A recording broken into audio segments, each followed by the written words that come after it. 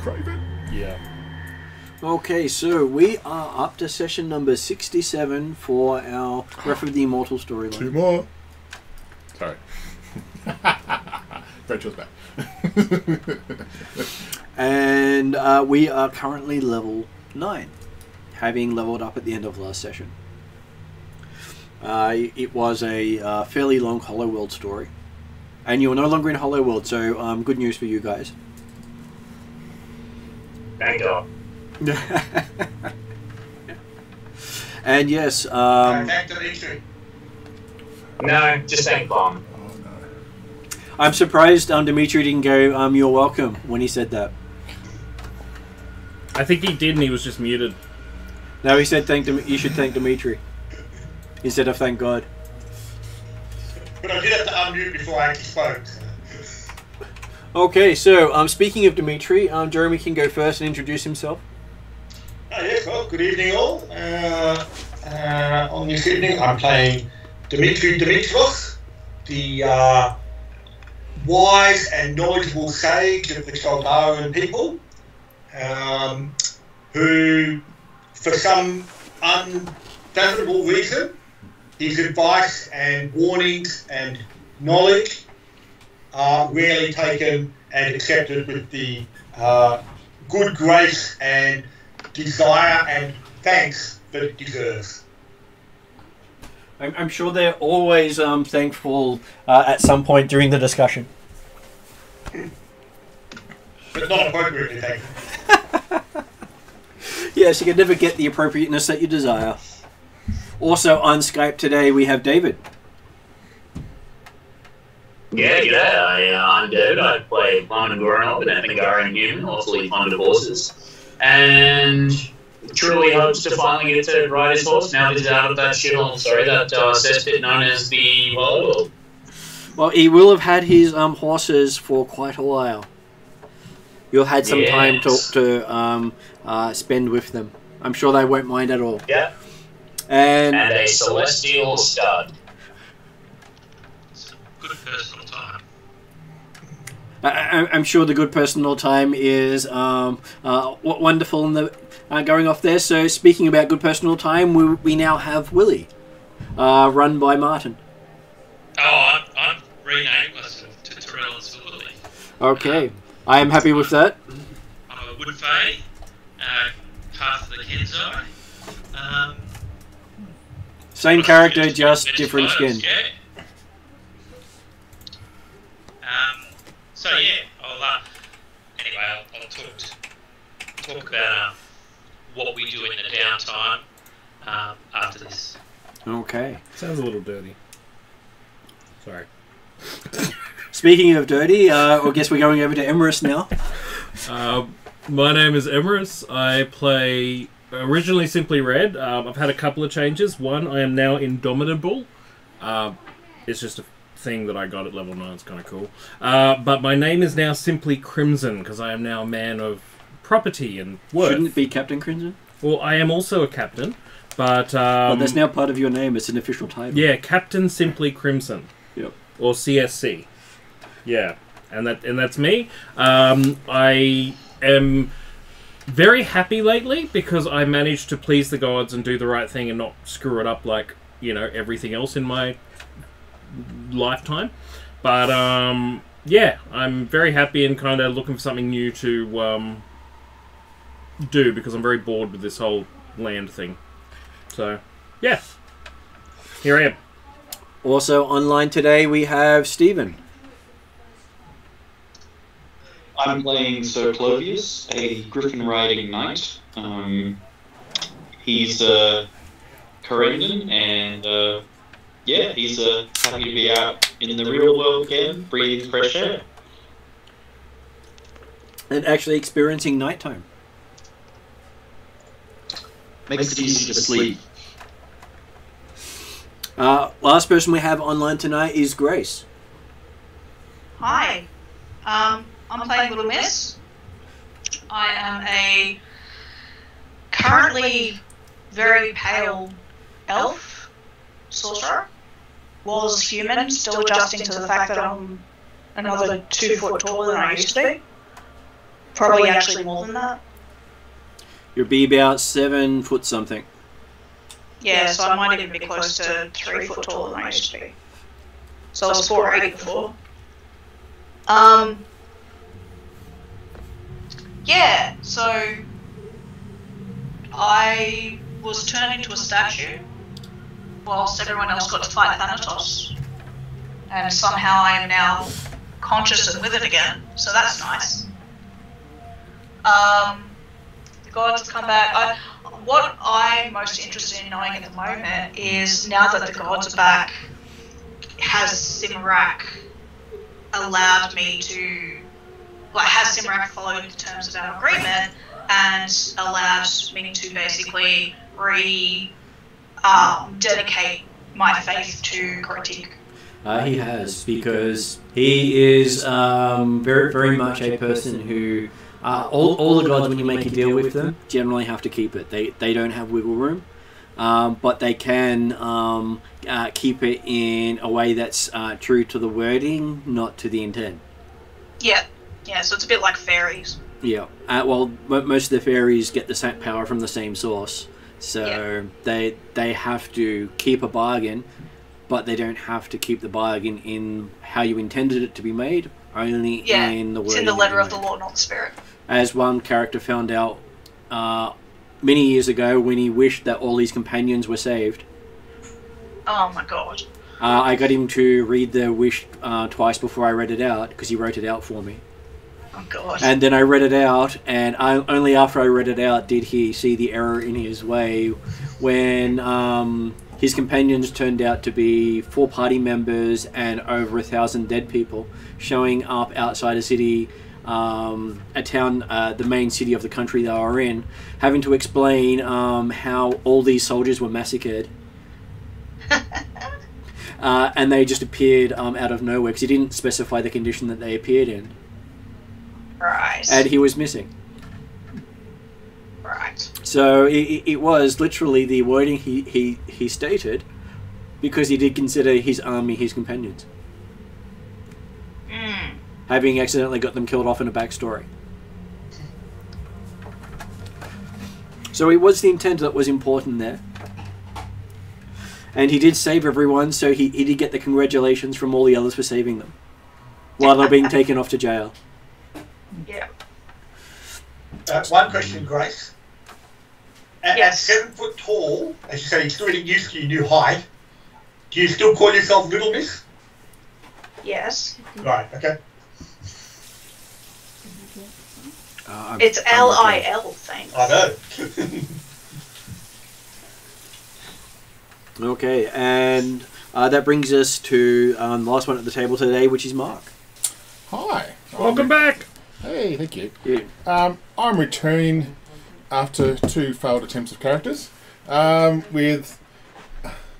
we'll discuss it at a later time. With Bradshaw Target Dugan, who has matured over his time away, and we'll find out during the night how far he matured. We shall find out. And so, it is now the year 1008 AC in the timeline, so it is 9 years since the millennial happened, and your characters became heroes outright. So you are meeting up in Darrakan City. It is the end of winter, so it is the 3rd month of the year, 1st of the 3rd, and you've had 8 weeks doing downtime activities and about 4 weeks roaming, doing various things for yourself. I have a question. Yep. In the past 9 years, did we ever discover what happened to the race of High Elves? No, you never did. Because have there been any rumours or anything come through about what happened there? There has, but your characters have been busy doing other things and didn't actually get all the details, because not all the characters were interested in finding out. And it has been spoken of before they went to Hollow World, but I don't know if you were there at the time. So what was in the last year, the Elves of Wenda have actually opened their borders for the first time to non-elves because they're being overrun by undead. Right, so the rumours that we're hearing from the north at the moment in the last 8 weeks is that the Wood Elves up north have opened their borders up because they're being overrun by That elves. was more than 12 months ago. Oh, okay.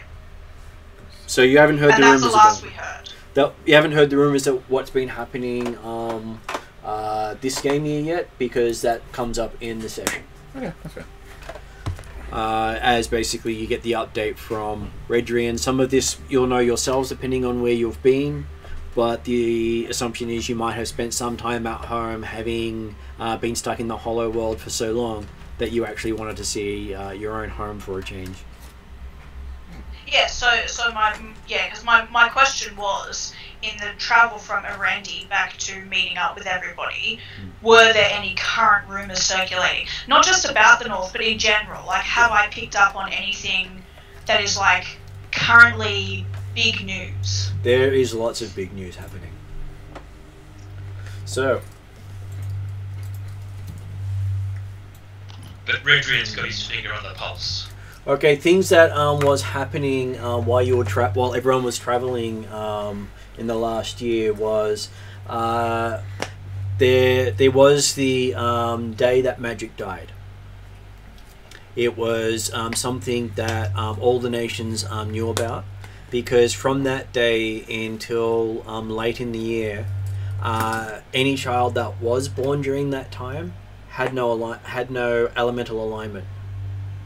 Right. The only time in history that they've had no elemental alignment. No magical races, no dwarves, no gnomes, no elves, no halflings were born during that time. Anything that was due during that time was stillborn. Oh, shit. And the only people that seemed to be able to get through with a birth was humans, goblins, and orcs. So no livestock had babies either. We could use goblins as livestock, couldn't we? So that was a period of about 8 months where that there is just a big chunk of life missing from the world. So that means there's probably a fair bit of meat shortage and milk and dairy shortage at the moment too then. There was, and a lot of clerical magic also didn't work during that time. Did base recommence? What was that, David? Did livestock births recommence? Yeah, like they when we got did. here, obviously it took off. That they did, but only for things that started after it, because no conceptions could happen during that time either. Okay, yeah. So how are the Ethingarians taking the fact that for 8 months they only had stillborn horses and no horses got pregnant? It was basically a nightmare. It was basically something that. Are you sure it wasn't a daymare? It was a daymare during the day, the nightmare at night. Barren mare. It was a very bad mare. You beat me to it. Can I ask a question though? Yep. Method of elimination. We were away for quite a while, right? And no horses got pregnant. So at that time period when David was not near all the other I knew where this was going. Obviously, where you going with that? Well, look, it just takes David's return and the animals start having babies again. Well, it might have been a rumour spread by Bradshaw at the time, so who knows? So that was. I did say that the first thing Plyman was doing. I did say that the first thing Plyman was doing was coming back to 3 horses. That was something Wedding I David. said. So that was a rather horrific time for the people, and has actually been noted down as one of the worst plague times in history. Most of those who were born without an element were killed. by people or by disease? By people. Because superstition. Yeah, it's the superstition of the half race is anyone who didn't have an element was treated the same as a half race. So you'll see a couple floating around if you're lucky, but as they get older they will also be hunted down and killed because of the horror that people have witnessed of those, what they call not born of the people. Right. So all the half races end up being horrifically tormented and turn out to be horrible people because of it. Amazing how that turns out. So it's almost a reflection of how they're treated to how they turn out. Other things that you have heard about was the trees of life were dying during that period. They are the source of elven lifeblood. I thought they were dying beforehand. Maybe. Sounds horrible. That was at the previous year that they were dying. Yeah, because when we got transported, they weren't well, were they? They were dying at that point. Yeah, that's right. Because I'm just going back to my old druid character. So at the moment, are we hearing rumours that that's starting to get fixed, or are we not hearing anything about it? The rumours are that even though people started having kids again, no elves were getting pregnant. Okay, so current rumours are that the elves are still fucked. That the elves are dying off is what the rumours are. Sorry, that's more diplomatic than what I said. But basically, a lot of people are saying it's their turn to move on, who aren't elves. And the elves are trying to find out what's gone wrong, and that's a big point of contention because Alfheim sits in the middle of Darakan, and elves play a major part of the Minrothad guilds. So when you have big collections of elves around where you've been travelling, it is a big consideration. Even the dwarves of Rockholm don't want the elves to just die out because they are the people they love to hate, so they don't want them to disappear. But they're also being really polite. They're not saying they're dying out. They're saying they're going across the other sea. Is it across the sea in Lord of the Rings? In Lord of the Rings, yes, it's going across the west. sea. They're going west, yeah, over the horizon, according to Annie West, yeah. So, but the thing is, in Lord of the Rings, that wasn't a euphemism. They literally were going back to Silmarillion. Yep. Which, when they died, they went there anyway. So they even went by boat or death. I was just going to say, so maybe they just drove the boat out until it sunk. Like, I mean, same concept, right? Well, now we know what happened to... Well, I mean, if it only happens to elves, then I guess Bilbo and... Frodo are in a lot of trouble? Yeah, Bilbo and Gandalf. Sorry, Bilbo, Frodo, and Gandalf are dead. I know, Gandalf has the same thing as the elves, so he keeps coming back. But let's be honest, Bilbo would eat the shit out of Frodo. Like... And then Sam and Gimli later on get the same problem. So, other things you do hear about is that a bunch of Alfheim elves were accused of burning down the temples of Cimmerak in Alphatia, having memories of doing so and not doing so, with no way of telling which are the correct memories, which also happened around the same time that the Alphatian Armada crashed. So when the day that magic died is the same day that their armada of close to probably about 30,000 skyships crashed. Can I just ask an out-of-character question? Yep. Are we going to be engaging with that plot much? Potentially. Okay.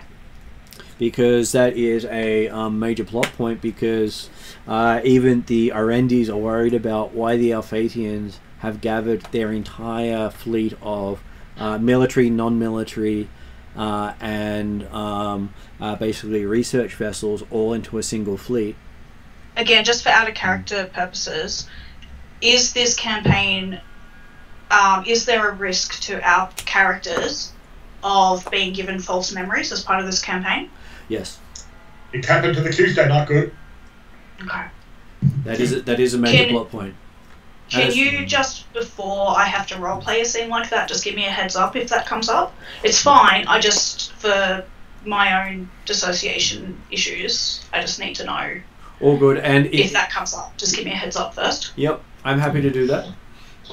It is something that is not common, and it has also happened to the Friday group as well.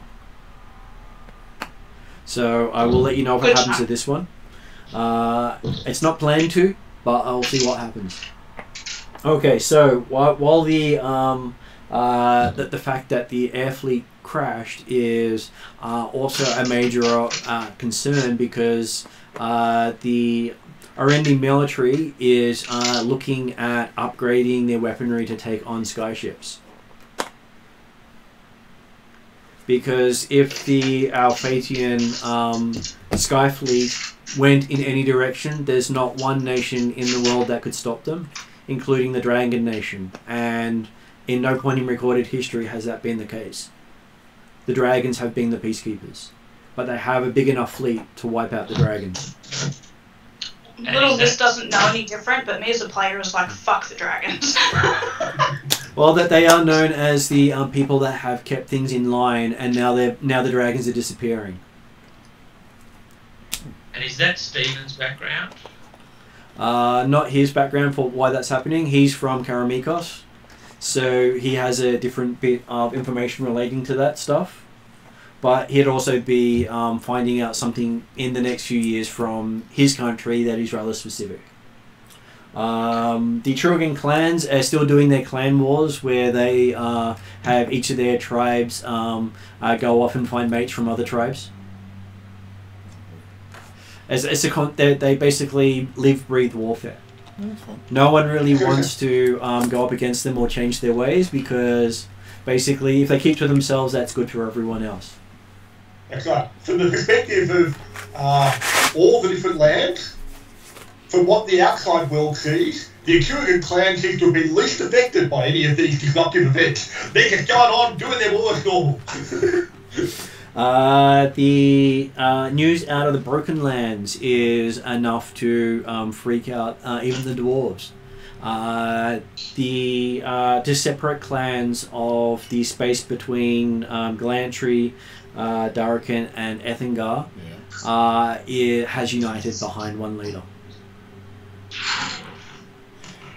Yeah, I'm gonna, because I'm out at the and world. they chose poorly because it's not Dimitri. Yeah, because I'm out in the world, because I'm in Rockholm at the time. Yeah. Would I have any reference to this guy? Was it Orc? Was it Orc that was leading? Or do you know? It's an Orc that's leading, yes. Does he have a hammer by their interest? Yeah. Fuck. Okay. Yep, that's all I need to know. Okay. Jeremy knows where I'm going with that one. And they've basically started doing raids as a combined force instead of individual tribes, which means they're far more effective than they've ever been in recorded history. So a lot of things happening now are so wrong that people are questioning why they've been allowed to happen and how to stop them. In Darkin itself, you found out from Redrin before heading off to the Hollow World that they had connected a couple of cities via teleportation portals to Darkin City itself. So it is possible to travel around, but they were still building them at the time when you travelled north. So they would have finished them by the time you came back.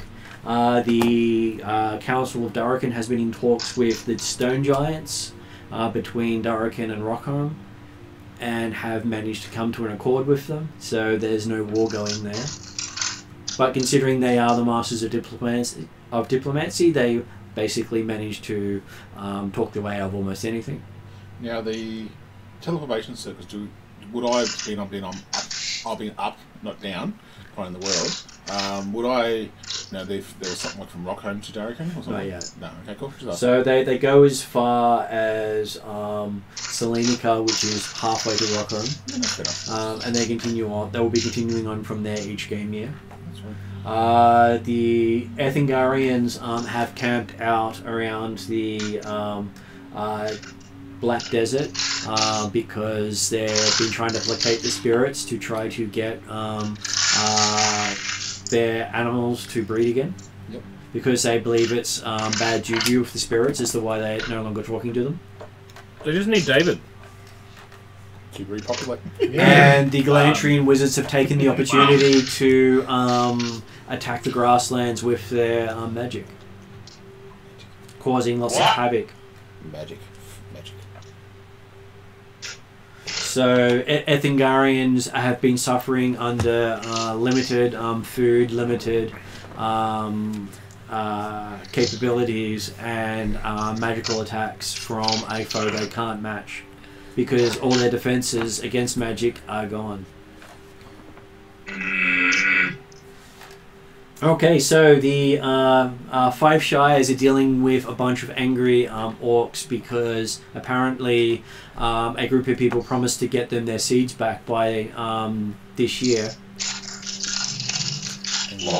Which is actually this group. Yeah, that was us. And I can't remember exactly what distracted us or what stopped us to complete that. But... you took on the job for the goblins. Oh, okay, so we ended up in Galantrian. We ended up in Galantrian looking for the seeds and we got distracted by the requirement to find the goblins. Okay? You did, yes. Considering I was in 5 Shires, would I have some knowledge of that kind of thing? Yeah, go cool. And basically the Shires are dealing with an internal war with the orcs over this. So there's not a lot of happiness there. And in the middle of that, the Black Eagle Barony has also launched attacks into the region. I thought I got rid of that Black Eagle. So essentially what we're looking at is kind of like the US right now. With it all going to shit everywhere. With everything. And in Galantry, there's rumours that there is an undead war in the north of Galantry, as various liches and vampires are vying for power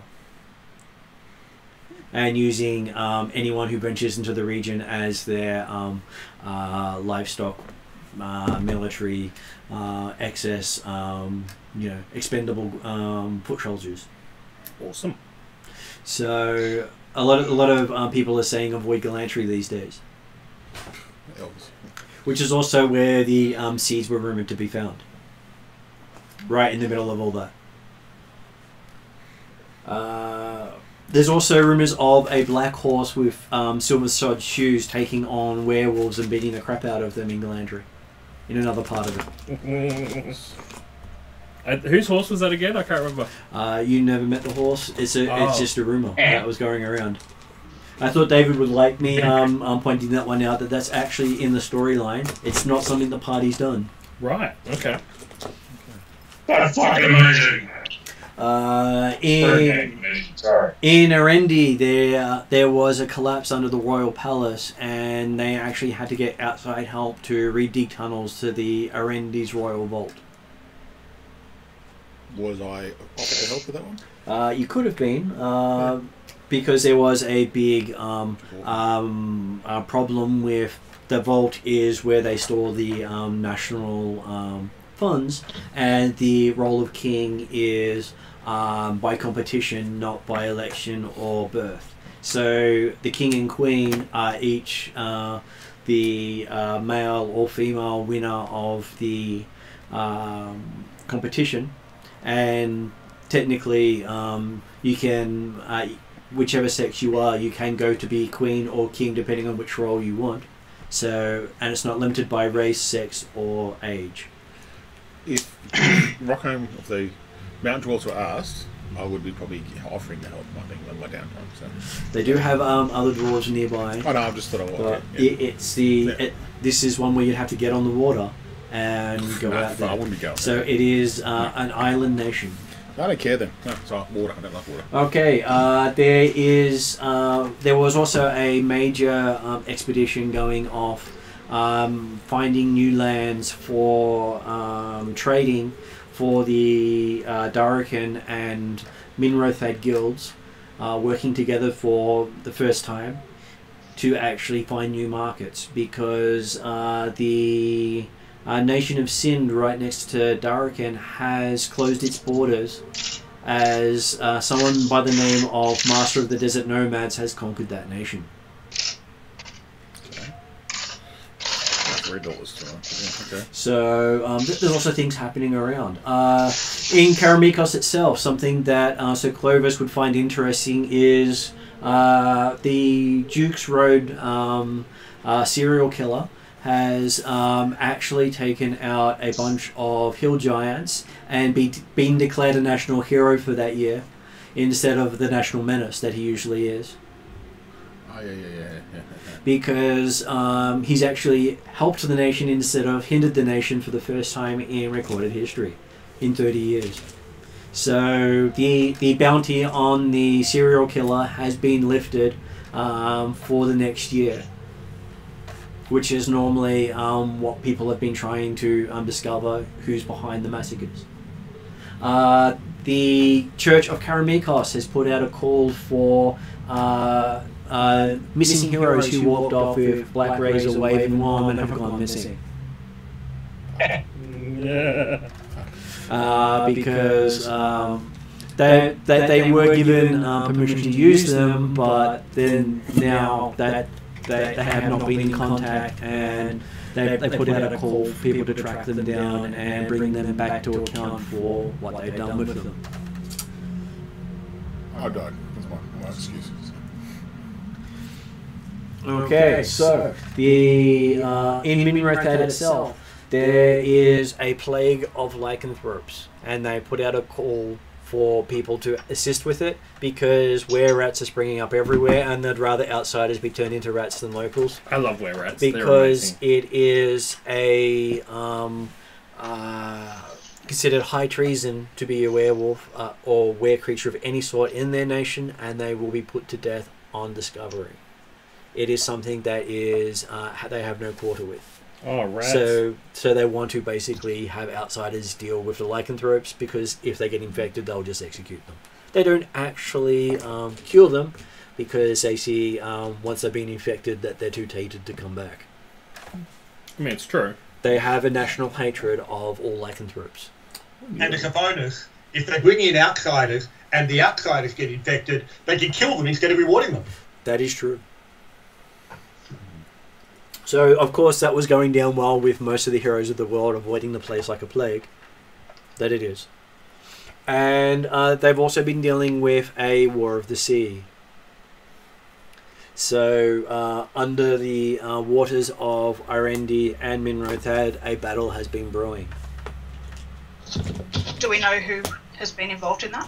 No, most of the most of the Irendi Islands don't deal with the underwater realm. Because you guys have not actually been at odds with them. So we just hear like rumours that there's some sort of trouble brewing, but none of us really care enough to worry about what's going on. Whereas Minrothad, some of their elves are actually part of the underwater kingdom. I actually think I might have kept a bit of an eye because I've got a ship now. Maybe I tried to find out more info on that. In Minrothad, you would have found out that a race of people called the Kanar. Yep. And the Shahuagan. Kanar and the Shahuagan. Yep. Basically having a war for supremacy against all other undersea races, with awesome. Devilfish coming into it as well. Devilfish. That is that is basically another intelligent species of creatures underwater. Cool. They all are basically vying for power in the region. Devilfish are lawful good, I assume? Devilfish are not. Even in my You can assume that if you want. I can, yeah. See, Bradshaw thought, yeah, intelligence. I definitely think it's like, yeah, no, smart. So, yeah. Devil. Let's have a good devilly time. Yeah. Dimitri can tell you all about them if you ask. Oh, no, we haven't asked him yet. No, we didn't. No. Okay, so in the Northern Reaches, where Bradshaw would have heard more about, is that there's a castle of cloud giants out to in their region, bridging the gap between the Northern Reaches and the desert of Yalera. Yeah.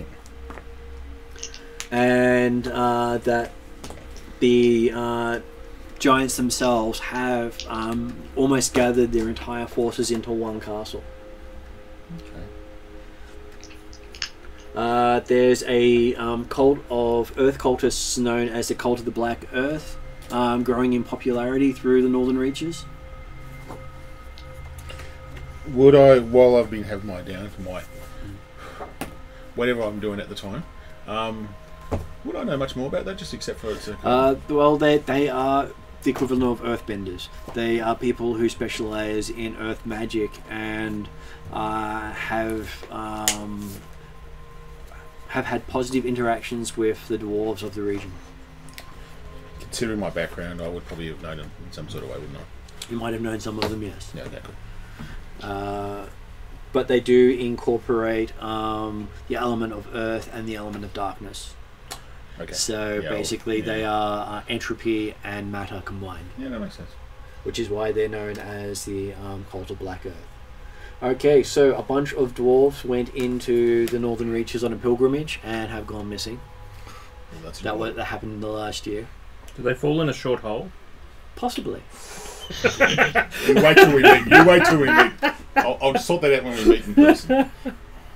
And the throne of Vestland went into major dispute during that time. That's One of the nations of the northern reaches. right. Yeah, There are 3 nations. I do remember some of that. Yeah. So to the north in Norword Region, the Norword Region is much like the known world region, which you're from, but it's just to the north of it. I don't go there. And inside of that, they have been dealing with the frost giants. All the frost giants are located up in that region. And a floating castle has been abandoned in that area, which is currently being having multiple groups of people fighting for supremacy of it. Is there an old lady around it by any chance? Possibly. But that's a moving castle. This was a floating castle. This is true. Yeah, yes, I know we went with that too. And this is where you hear about those who wanted to know about it is the Elves of Wendar are under so much threat that they have opened their borders to any help they can get to stop the undead invasion. That's fair. I like killing undead. Just putting it out there, guys. But that was at the start of the year that passed. That just means there's more undead, right? And Elves. in Who cares? Rockholm itself, the dwarves and the fire giants have been at odds Well, yeah. Well, that's not unusual. Yeah, yeah. because the kingdom of fire giants has moved into Rockholm. Oh, I'm pissed now. I'm pissed. Yeah, yeah. They have taken over a part of the Rockholm nation, and the dwarves can't dislodge them because it is the entirety of the giant race of fire giants.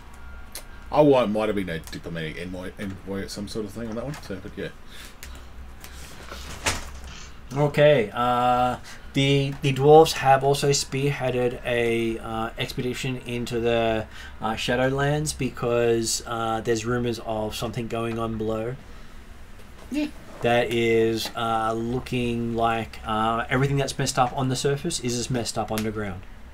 This is not about the Hollow World. This is about their version of the Underdark, Yeah. of the Shadowlands. Would I have got any of that with my honeymoon situation that I went on? You know, when I went to the ruins and did what I did with my wife at the time? This was underground. This is literally going deep in. No, okay, I didn't go that deep then. Huh? That's what. I was just gonna say. Yeah, I know. I let into that one. So. Okay. Honeymoon's the best time. The Thyadine Empire had also put out a call for people to investigate the Forbidden City on the Isle of Dawn. As it turns out, the reason it's called the Forbidden City is when anyone enters, you seem to be forbidden to find out what happens to them. You can't use magic, you can't communicate with them, you can't talk to them. So they've called it the Forbidden City simply because you can't contact anyone who's gone there. Okay. Makes sense. But that's how they name things. They don't name it based on anything useful. It's based on how annoyed they are That's by how it it at the should time be. they name it. Bradshaw has no issue with that. That's how it should be. And in Yularum for that year, people were hunting something called the Iconian Gems, a bunch of gems relating to a lesser-known god. Did we have those as well? No. Okay, cool. I'm just asking because Dimitri, like... And Redrian had also mentioned that if any of your characters had any knowledge of the word Nithya or its people, you never want to go to Yularum. Yes, I do remember him saying that. Yeah, back when Bradshaw was there. Because you to enter any settlement of Yularum, you have to pass between a pair of pillars. Anyone who does not pass between that pair of pillars has committed a great crime in their nation because of their religion. And anyone who does pass between those pillars forgets anything they know about the word Nithia or its people. And anyone who tries to test the extent of how much of magic affects them generally dies. So you either forget or get killed for your insolence against what the gods have set up. See, nothing comes or don't get caught not going through the pillars when you enter town. I'm going to be honest, not getting caught really isn't our jam. and it's very hard not to get caught entering town when it's in most of these places are surrounded by desert. Yeah. As when they build on an oasis, they build their structures on the desert outside the oasis, and the oasis is then better protected against the elements. Okay. If we did want to go that way, Dimitri's got a plan to get through. It's all good. And so they're all the rumours you would have heard while you were travelling back to meet up with everyone for the New Year's tasks. But these often, a lot of these rumours are old in the sense that they were circulating while we're down the Hollywood, is that correct? That is correct. You heard about some of these jobs before you went down, and you managed to... because you also, the Goblin Princes going missing was one of the rumours that went around, but you already knew about that. Because you know they're not missing, they're dead. Okay. Well, I guess it's certainly one thing that Dimitri will have been keen to have actually at least found out in the last couple of months is with the rumour going around that the interaction between the orcs and the halflings in the Five Shires has deteriorated after the siege did not appear. He'd be curious to know, okay, whether or not that can be rectified, i.e. if we did try and actually find the siege, then we could return to the Five Shires and then say, hey, look, took a bit longer than we expected, but here we are. Well, there's also rumours that all the Hin Masters have congregated in Shireton, if you are looking into the Five Shires. So the Hin Masters are not a... that they don't gather, they don't announce who they are, and apparently they all went to Shireton during that time without magic. Yeah. But is that potentially connected to the orcs becoming more problematic? It was also sort of banding together? Hard to tell if it's connected to that or something else. Okay. Because there are so many things going on in the world. The dwarves have kept secret that their magic is failing. Because their forges of power stopped working. I cried for 2 days straight. Well, they stopped working for close to 120 days. I know, it's just wrong. So wrong. Well, it is the source of each of their leaders' powers. That's right. Can we blame that on David somehow too? You can if you like. I'm sure you won't mind. So I think it was in the 8th month of the year that magic came back. So it was close to 4 months straight that there was no magic. It was the best time of Bradshaw's life, by the way. I'm like, oh, fuck this magic. And you had to wait until after the magic came back before you were allowed to get married. Because marriage is a magical union. Oh no, we had things to do as such. Oh no, you actually got married earlier on, but you had to. But it wasn't an official ceremony because they couldn't actually cast the spell. That's alright. We kind of had more than one honeymoon kind of thing before we got the official word. I think that's the politest term ever I've heard. We had things to do. Well, not boots, not get dirty. We had things to do. You saw my backstory and you saw what she wrote to me. She's not a shy and coming forward in those sort of things. Okay, so you guys catch up at the Knights River Inn. It's the first time you've seen each other for close to 6 months. Having each been off doing your own thing. Yeah. And Bradshaw also rocks up, who you hadn't seen for probably closer to a year. Can I be there like first? Because I heard that they're coming back, so I probably would have waited in the bar. They probably see Bruce. Oh, they'll all be coming in at different times, so you can quite easily be there first. Yeah, I think I would have hung around with Little Miss and probably helped her through her, elf transition. What's a transition for an elf? Like elf transition elf. Her tallness. Her tallness, yeah. When she grew, Grace, when you grew. When I grew, eh? Yeah. So she's been grown for a little while now. So Yeah. before we move on to that part, I might actually come back and say, has Grace thought about what wish she might have asked for?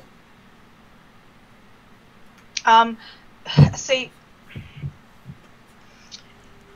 I've thought about it. Marcus suggested that you become a dwarf. You don't need to be that tall. I had a couple of She's thoughts. tried dwarf. I know. I think she enjoyed it, didn't she? So what were your thoughts, Grace? Sorry, Grace. One of those thoughts I discarded because, given the nature of it, I think a shortcut is not advisable. Because that was to do with ripping out all the poisonous magic and replacing it with okay magic.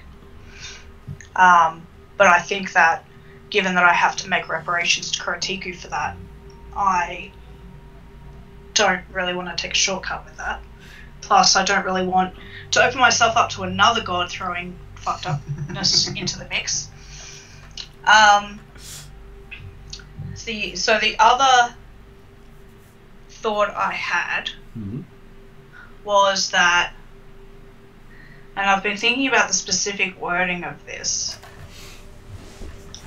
is that Kuratiku grant me the appearance and dimensions of my previous body before it sustained fatal damage.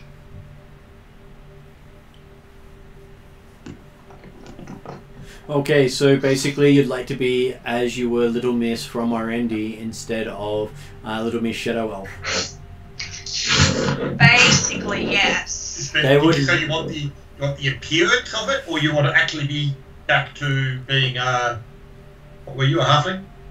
She was a I'm human. just human. So you. I'm just a very short human. Yeah, okay. So, most humans are between 4 and 5 feet. So the really short humans are the ones under 4 feet. So they would have no problems with you being back as the racial person you were before you were turned into a shadow elf. See, that's not what I said though. No, You'd like to have the that's what I abilities. was asking, because I'm not an expert. You only wanted to make an illusion of human. I wanted to be careful with my wording because I don't want to be a human that looks like someone else or is a different gender or anything like that. I don't want to just be human instead of elf. They are so. They were they were happy for you to be the person you were before you became a shadow elf. Is what I was saying. If that's what you truly wished for, they would have no problem giving you that. That is not a huge wish to them. That they can effectively restore you to your original body, healthy body. Yeah, because that was what my first thought was. I don't want to just ask for my old body back because it's currently decomposed. No, so as a player, I can say the fact that yes. Yeah. Whilst this has wish-like powers, the Immortals are actually generally wanting to do what you intend, rather than like a genie type or a devil type wish that. Yeah, you're not getting Wishmaster. I get that. But Kuratiku also is a trickster god. That's right. If you lay yourself it's your fault. I don't want to be the person I was then. I don't want to lose my memories or undo what I've learned about the purge of the magic I need to do or anything like that. I want to still have the wisdom I have now. But physically, yes, I would like to be the person that I looked like before that I was, that. Physically, yes. So he was happy to have just changed your current form to match that of what your old form was without losing any memories or knowledge. Yeah, that would be good with me. So from their perspective, they did that for Martin's character. So right. it's not It's not a out there thing. More expensive cake. And So, yeah, it seems to be pretty open. the thing is, when Jeremy asked for something that they would that they don't want to happen, he got something else instead. Okay. So Jeremy asked too much, and he knew that when he was asking it. Jeremy knew he was asking too much.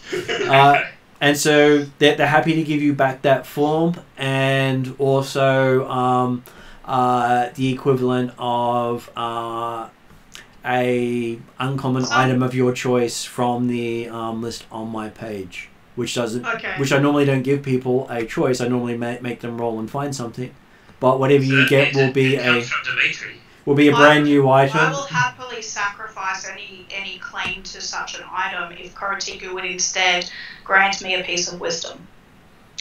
Of Koratiku's choosing, in fact. In which case, then I will work on that one. Thank you.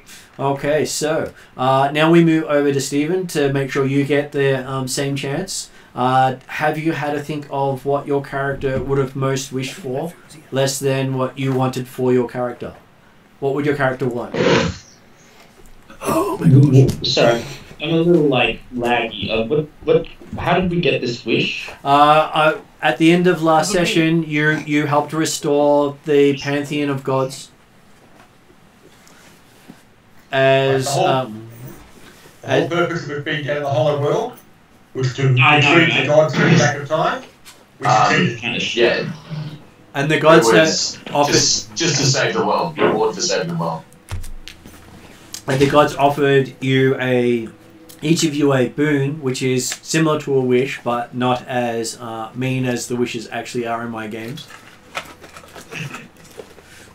So offer a boon from the gods. So, like as an example, Harmon got the wish that meant that he will never be without his horse again. So his horse has become the paladin's animal companion summonable mount feature.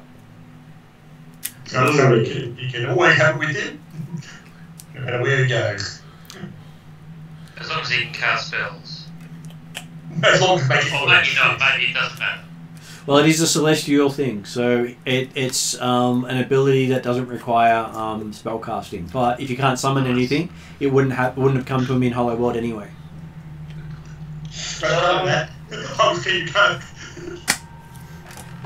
In the character of Sir Proteus, I think what he wished for, since he's having contact with the gods, he would have wished for them to give him guidance, to be on a holier path than he is, like to be put onto a more righteous path, to be guided to become holy, so perhaps. There are 170 of these gods.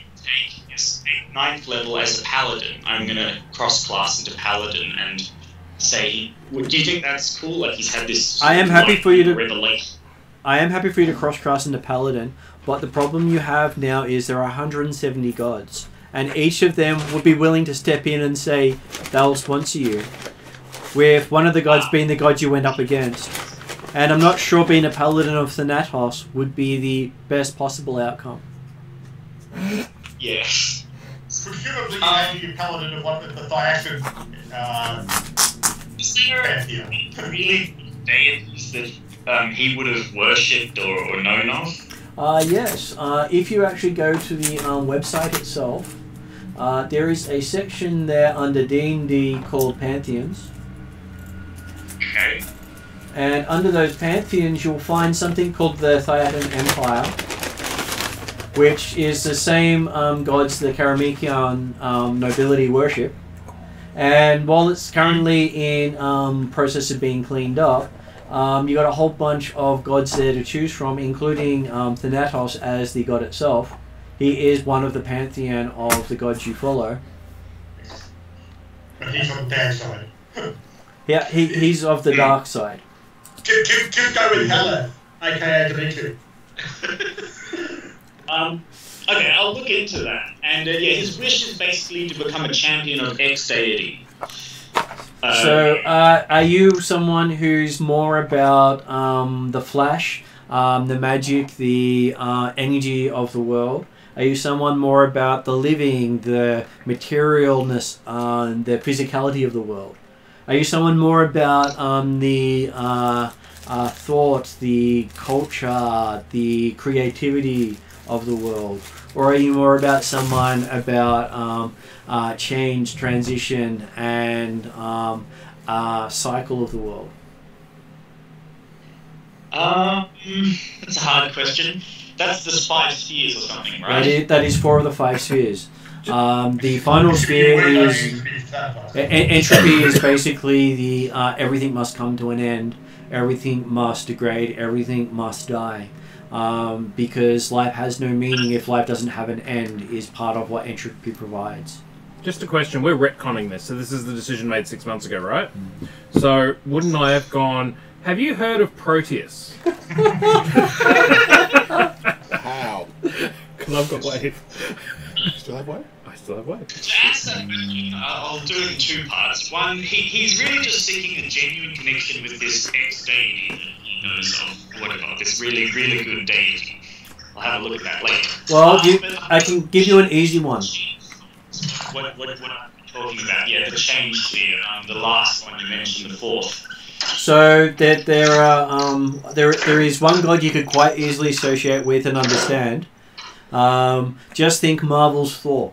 He is actually one of the gods of this setting. Yep, he's a good god actually. I've got my characters. It's a god of battle, a god of that would have paladins associated with him. That you could quite easily take on Norse traits and understand. And I don't think you'd have any problems associating with that. Also part of the bad one. The gods of time at the moment that you're thinking What is of, that noise? I'm not sure. Sorry, that's my bad. I'll turn it off. Okay. So the gods of time are most obvious one would be Vanya, which is one of the warfare gods of the north. And she is the main patron of the Haldanic Knights, also a group of flying knights. So having her as a patron gives you various other ins with various groups around the world. So Vanya gives you access to the Haldanic region, whereas Thor gives you access to the northern nations. On the eastern Northern side region. of Rockholm. Yeah. So does that give you 2 good choices? I think I'll go with the first. The first one you mentioned. Vanya? Yeah. There's also there is also the god of Earth, Etruagan, but he's more of a native, not a mounted combatant.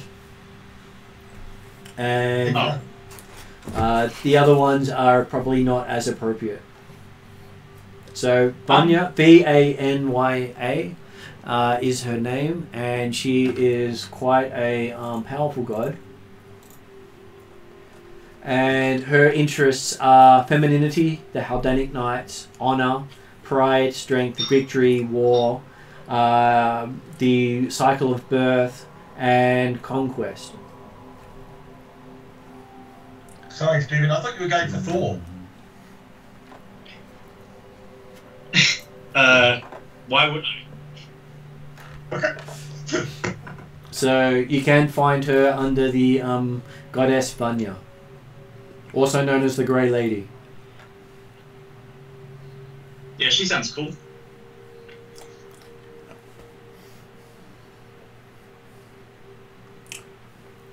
Okay.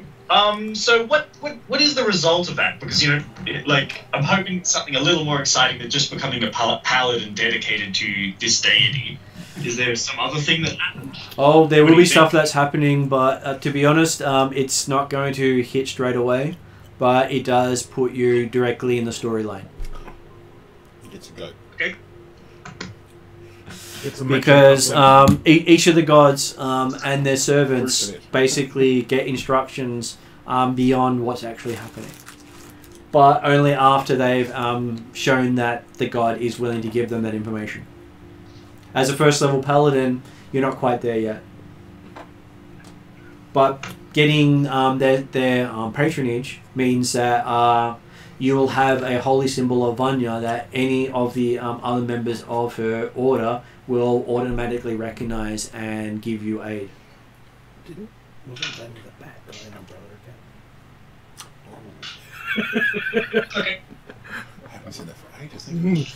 Okay, so yes, you all now meet up in the Darakan city in the Knights River Inn. First thing you see is a goat the size of a horse with metal wrapped around its horns, and the horns with spikes on them. And what appears to be some sort of metallic saddle. I'd recognise Bruce, wouldn't I? Bruce! It's Bruce!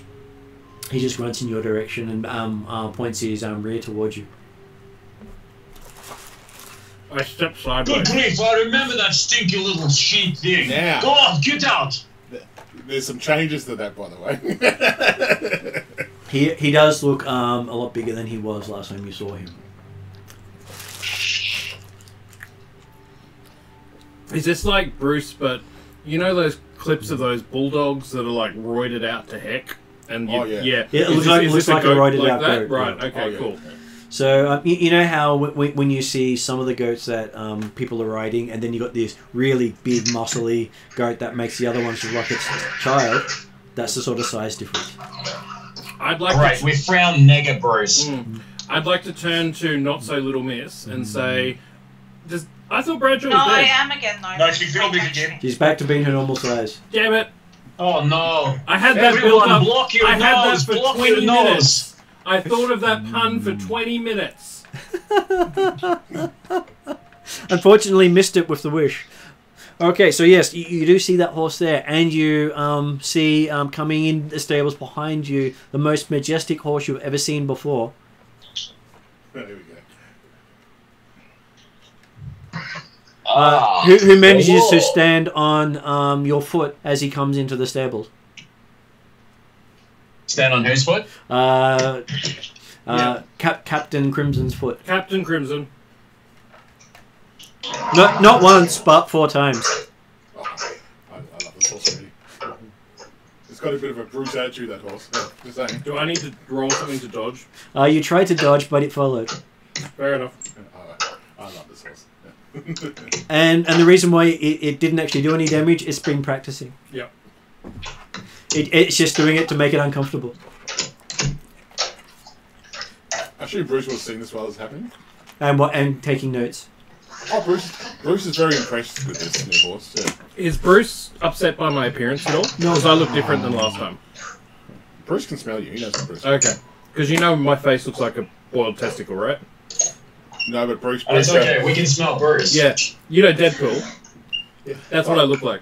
I'm going to say Bruce has a unusual pleasant smell for once, okay? Not the usual kind of you want to vomit right next to Bruce kind of smell. I'm just saying you feel Yeah. that. Okay, just put it out there. I'll believe it if it lasts for more than an hour. Okay, that's fine. I just thought I'd mention that it's not the usual smell, that's all. Did you change Bruce's diet? Well, I might have had some downtime to fix up his issues. And then you see the rest of them showing up not long after that, plus a griffin with wings that glint with gold coming down. I don't. But I'm in the pub deep into a beer, okay? So that's what I'm with them. I would have no notice of them walking in yet, so my back's to the door, okay? So. Really? With that, insert here slot. Well, let's say that Bruce hasn't understood the full version of what we discussed before. So, Bradshaw's kind of like, it's been done, it's done. Okay. So, do I see the helmet with the slot in it before anything else? Yeah. I would like to sneak up and then go, ding, and hit it really hard with my hand. Can I? Can I? Give me a stealth roll. Yep. Let's see if you can beat 16. You'll be 16. Well, at least get 16. No, not 16. Okay, so you hear the stealthy. Well, I think I've got my legs back if that's okay. So, clink, clink, clink. Do I know that kind of clink, clink, clink noise from his history? Quite possibly, yes. I would have. My shield wouldn't be on. My shield's next to the kind of floor next to the wall. I think I'll just pick it up and just put it behind my head because I knew exactly what he would do. Okay, so you punch into a shield. You're back. How are you alive? Well, since we last saw ourselves, I got out of a coffin, then went back home, and stuff happened. Then I missed Plowman. I don't mention your name, and I go, well, and I got some spare time, so I want to see what Plowman's up to. I'm surprised you're still alive. You know, one of us missed you, I'm sure. You sure? I don't know, little miss? Is Plowman actually there? Plowman walks in at this stage. Yeah. You missed me? How did you miss me? But then, and you, Crimson, Red, whatever you call yourself, why would you even question why he's alive? Have you not learned from all of our experiences? He wasn't moving last time, that's all. That's okay, it's death. We've seen people come back from death in many different ways. I trigger the I'm bar. for one, I'm just happy we had him back. I trigger the bar and say, biggest beer you got for this guy. And I look at the point Plowman. So I've already bought you your first round. Okay, he comes with a barrel. Oh, yeah. No top on the barrel. No, make that 2 barrels, please. So it's basically a mini keg. Yeah. You wait to see if we will need another for the horse. The horse? Last time I saw Oh, yes.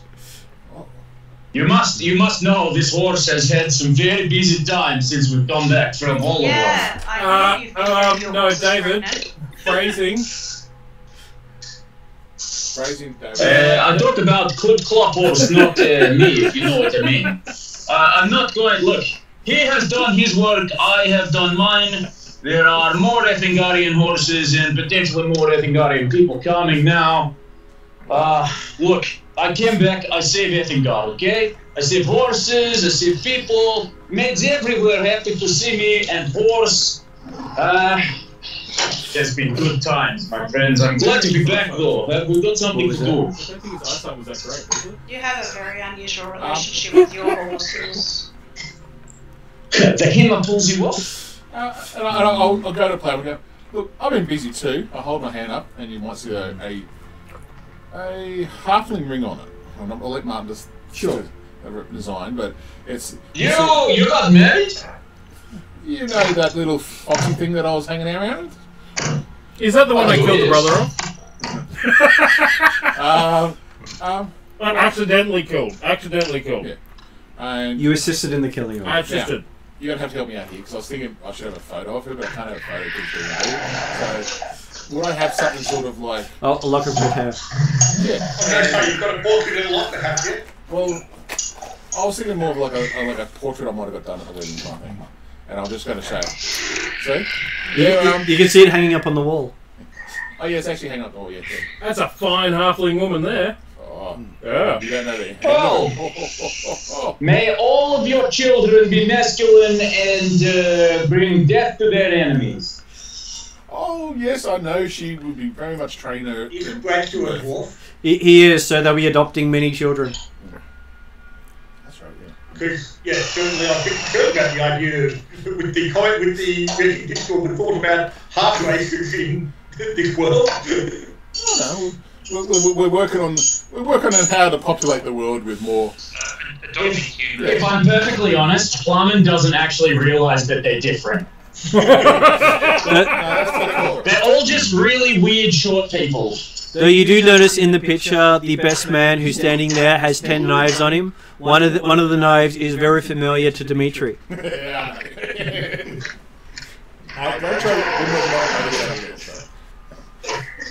As in, Hey, by the way, did you ever find that knife that like could fit in back of helmets? Do you remember that? Yeah. No. Dimitri sees the picture and thinks, God damn it, you got out of the whole world faster than I did. And I'm going. No, not really. I kind of like... So you, Because I thought there was all... so you still haven't found that friend? Well, what? My thoughts of the whole thing. Once you die once, you don't die again. I've got a halfling short sword of the I'm moon. going with that, David. Just let me go with that. Okay. Is it this one? Like, I found this on the adventure. Does this look like it? And what is it? Is it It's a short sword. It's a short sword of the moon. Does it have my name on it? It's a small short sword. It's a small sword. Because I'm a halfling, it's a small one, so... So it's basically a fucking knife. Yeah. No. Oh, look, honestly, all I remember, and we went, I think we did discuss this a little bit when I woke up, was that all I remember, I felt a knife go in the back of my head. I woke up in the coffin, and then you guys were there, and I don't know where the knife went, because I think I did search around, I couldn't find it afterwards. So... How does someone find a field knife in the back of head? Wouldn't you be dead? Yeah, well, that surprised me, because I thought I was dead too. But... Oh, welcome back. Well, let's look at it this way. Hey, I said, I made sure I didn't make a good set of my life. I made differences since the change, and you know, she's been a good thing for me. So, and as far as the clerics are concerned, you haven't died yet. Was annoying. What? As far as clerics are concerned, you haven't died yet. I wouldn't have researched it. I hadn't. As the clerics can tell. Oh yeah, no, clerics. Because the thing is, you'd no longer be part of your clan if you died. Yeah, I actually was hearing, because I've got a ship now, you know, and they were telling me about this. I've got a ship, yeah, and they were telling me about this elf monk across the sea, and he apparently died and turned into goo, and he's still going. So, I mean, you know. Wait, you have ship? You a ship? I do. You a ship? I didn't know you had a ship. How do you have ship? Who let you in command of ship? Well, do you remember the gods decided to make me relevant? That was my wish. Gods? What? Huh? You're relevant? I single-handedly saved the party because Dimitri was not carrying his weight. So You Dimitri. Ah. What an idiot. Yeah. But no, Well, one of those things is true. And then Dimitri shows up. Dimitri's an idiot. Yeah, we understand that. We understand that, Planner, because we've known that for a long Oh. but I own land on an island, isn't it? Wait. Like an He's island back? cross? You have a property Look, on an island. Yeah, I have a property on an island. Because Arendi's all made up of Can islands. we go visit it sometime? That would be cool. I can't wait to ruin that place. I even made a little horse stable for you. It's just for you. Hey!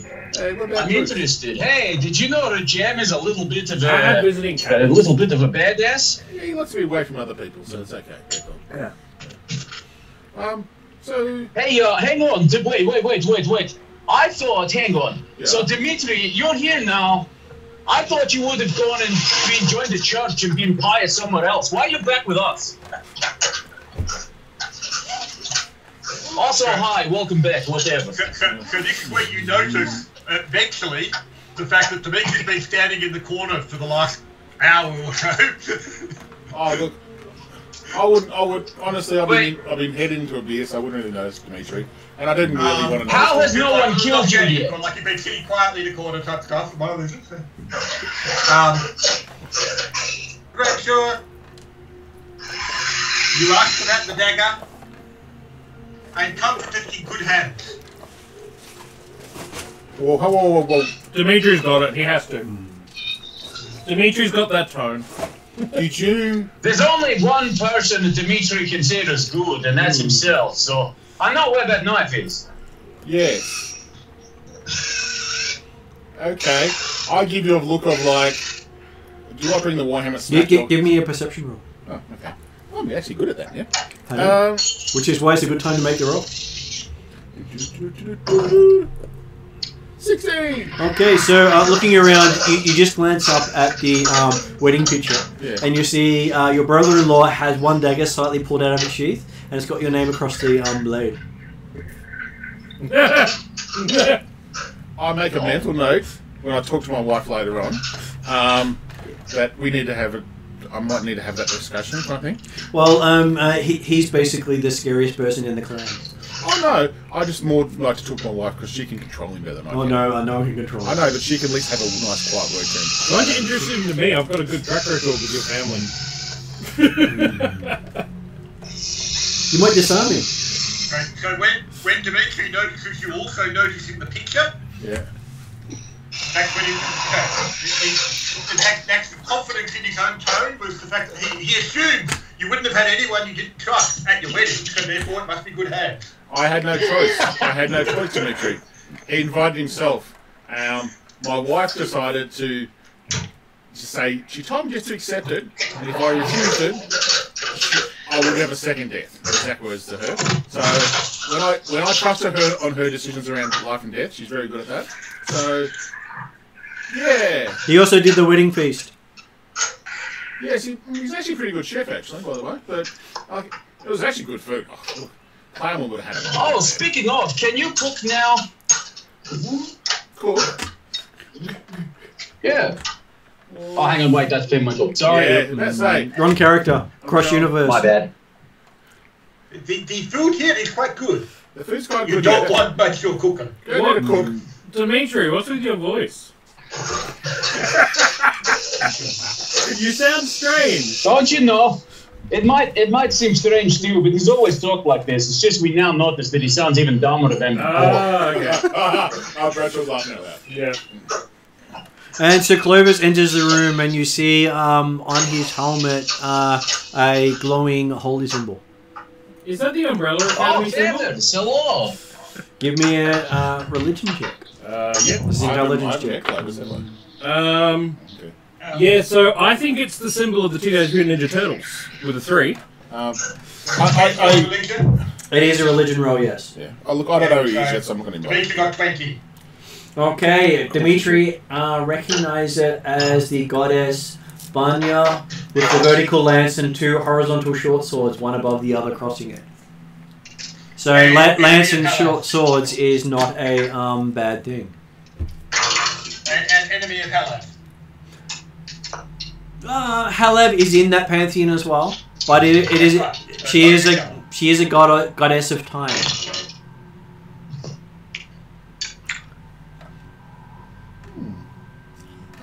I don't, look, if they go start talking to him, I will ask questions, but I don't know who this person is at all. Just another guy another crazy guy that works in the pub. So. Okay. Oh, this is Feathers. He's good. He's got a big thing that he flies around on and sticks people with. It's pretty cool. Bradshaw giggles when you say that, by the way. Have we lost the ability to turn into snakes? Yes. Oh. So, okay. Damn. Could have freaked out, Rich. So, Has the other one out? is he got a replacement? I mean, No, your replacement was really annoying. Oh, really? Much better looking than you, though. Oh, well. Clovis, the Brandon. There's also sent by Adrian to him there.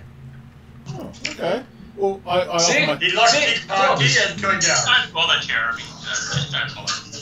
I'll extend my hand as a greeting, but I am kind of going to look him up and down just to... And while you're looking up and down, a graceful elf walks into the room that you've never met before. Wow, who the hell is that? Well, maybe I did. You'd never met Bradshaw before. Oh, yeah. This is your replacement. We can fit him in a suitcase. This is my replacement. An elf is my replacement. No, this isn't your replacement either. Your replacement's gone. I don't want to see her anymore. But, Okay. yeah, I don't actually... You look a bit strange. Who, me? No. The elf? You're not a replacement. Yeah, I'm not a halfling anymore. Wait, do you? Wait. Who Can I- are you? Can I pull up his trousers to see if he's on stilts? Yep. Alright, I pull up the legs of your trousers. You see some really graceful looking elven legs there. Well, Captain Christmas. Wait, We're in a public place here. We've got to watch I'm what we do. assuming the changes occurred when we were put down in the hospital, did they not? Like when They did. Instantly, So some of you got to see it, some of you didn't pay attention. Yeah, I don't think the barbarian can remember 6 months ago. So I don't remember. Well, he can remember 6 months ago. He just never actually cared at the time. Okay. So, you got to introduce me, Captain Christmas? No. Who's this person? You changed your name, and I've forgotten it because you mentioned it just before you went off and... He was a halfling, and he was my buddy, and we used to go kill a bunch of people, and now he's not, so I don't give a shit. Wait. Yeah, Wait, that's the That's fair. probably Okay. more of a... I don't know. That's More of a fair. physical I'll character say, than a spellcasting character.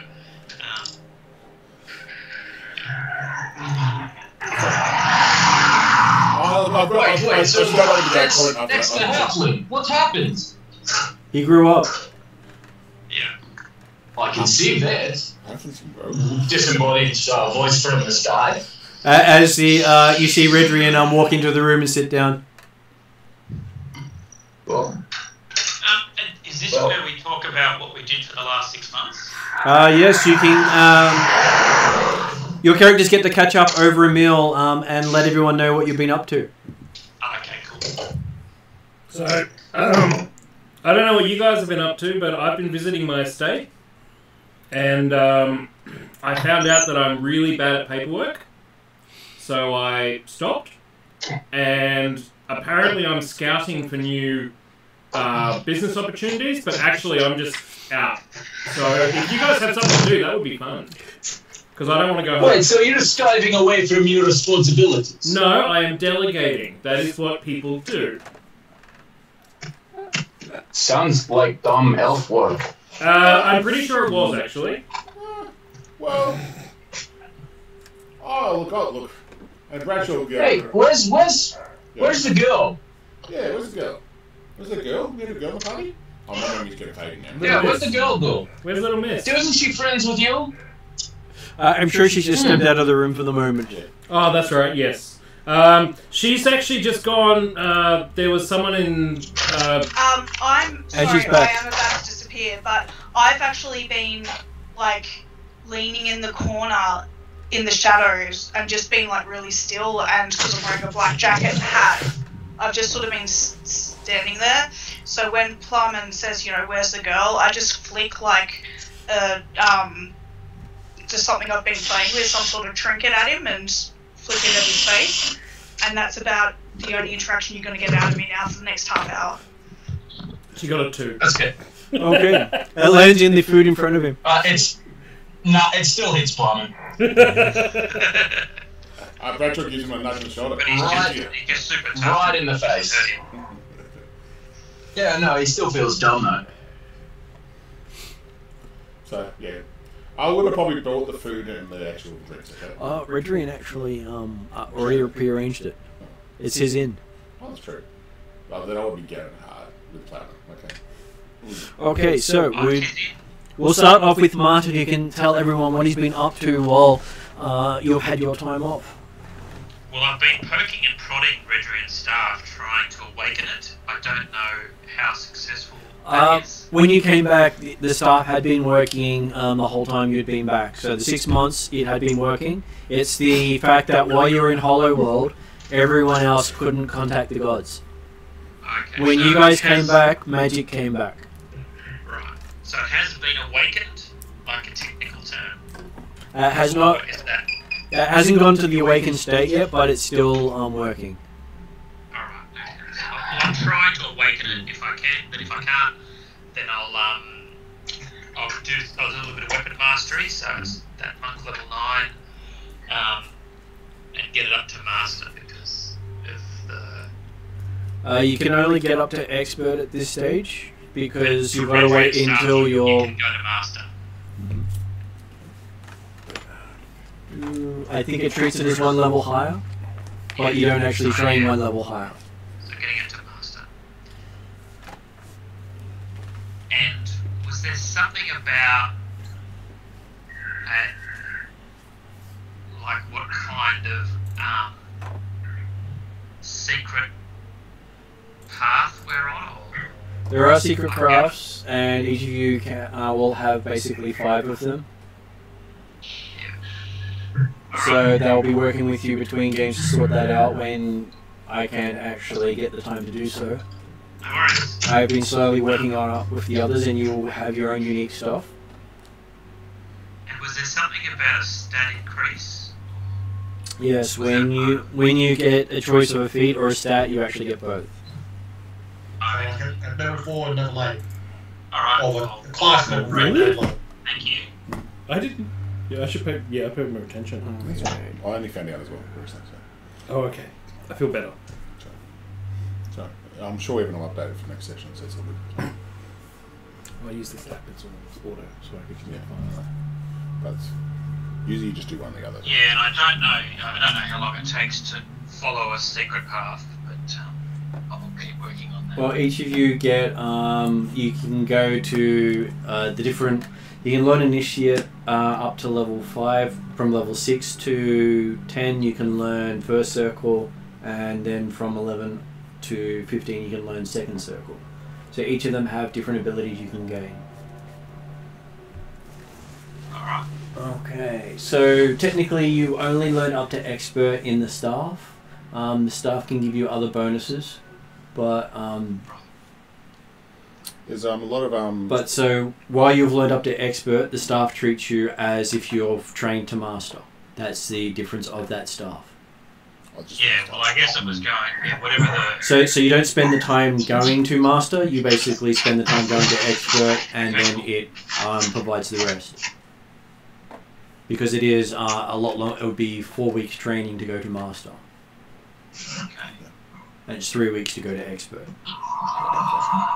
So yes, you spend some time training and you learn a few different things as you go. Okay. Okay, so that's how you spent your downtime. And I'm a lot more grumpy than I used to be. I've dropped from 20 charisma to 8. Jesus Christ. Welcome to Bradshaw land. Because Willie was a very happy-go-lucky He's come turn into a Bradshaw, okay? Just putting it happy person. So it's going to be who's the grumpiest in the party, I'm guessing. Can we just, like, make it part of the story that when he transformed into an elf, they screwed up his tongue a bit? So now, instead of being like, "Greetings, good sir," it's like, "Blah." Quite possibly. I'm sure Marty can come up with something interesting. That's awesome. Okay, so we had our elf learning a few things. We've had our halfling. Well, we've only got one halfling now. Being a merchant seaman. He hasn't bought it or sold anything yet, but he's working on it. Yeah. I'm building up stockpiles. That's how you manage the market. Mm-hmm. Not sure how big his ship is yet because we haven't looked at that. But we'll find out. And we've had Bradshaw off on his multiple honeymoons. Yeah, I'll go. I'll explain how I, did ask the father for the hand because I stayed in 5 Shires for a bit. When you were asking the father about for his daughter's hand, he was asking you, were you associated with his son's killers who took the hands? He doesn't really want to cut his daughter's hand off. No. His son's a killer? Hearing the stories of Dr. Dark.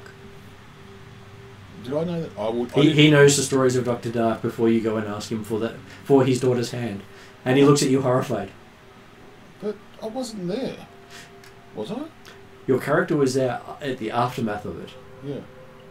And I was just honest with you. I said, all I did was wake up and do apologise and undo. You said asking for someone's marriage is one thing, but asking for their hand is completely horrific. Oh, sorry. In that context, that her brother dismembered. A misunderstanding between races, okay? So I explained that I'm in love with his daughter, and he says she gets to choose, so he'll ask her. Yeah, no. And I expected and if she chooses you, then, well, you've got no choice. Oh, no. Look, I don't argue with her. You know this already. We just don't. So I thought I'd do the proper thing because then I realised, maybe I shouldn't have gone down that angle afterwards. But I do the proper thing, and I do stay around 5 Shires to meet her family as much as I can.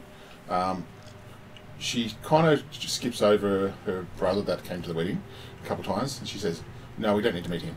Well, why not? I said, "No, we don't need to meet him." But then I'll go back to Rockholm, and then I'll introduce Crimson to my my mother and her 2 brothers, which I haven't decided name. Oh no, was it Barry and Robert or something like that? Something like that. Yeah. And then I tried to find I was trying to get a ring made at the Master Forge, had to wait a little bit for that to happen for obvious reasons.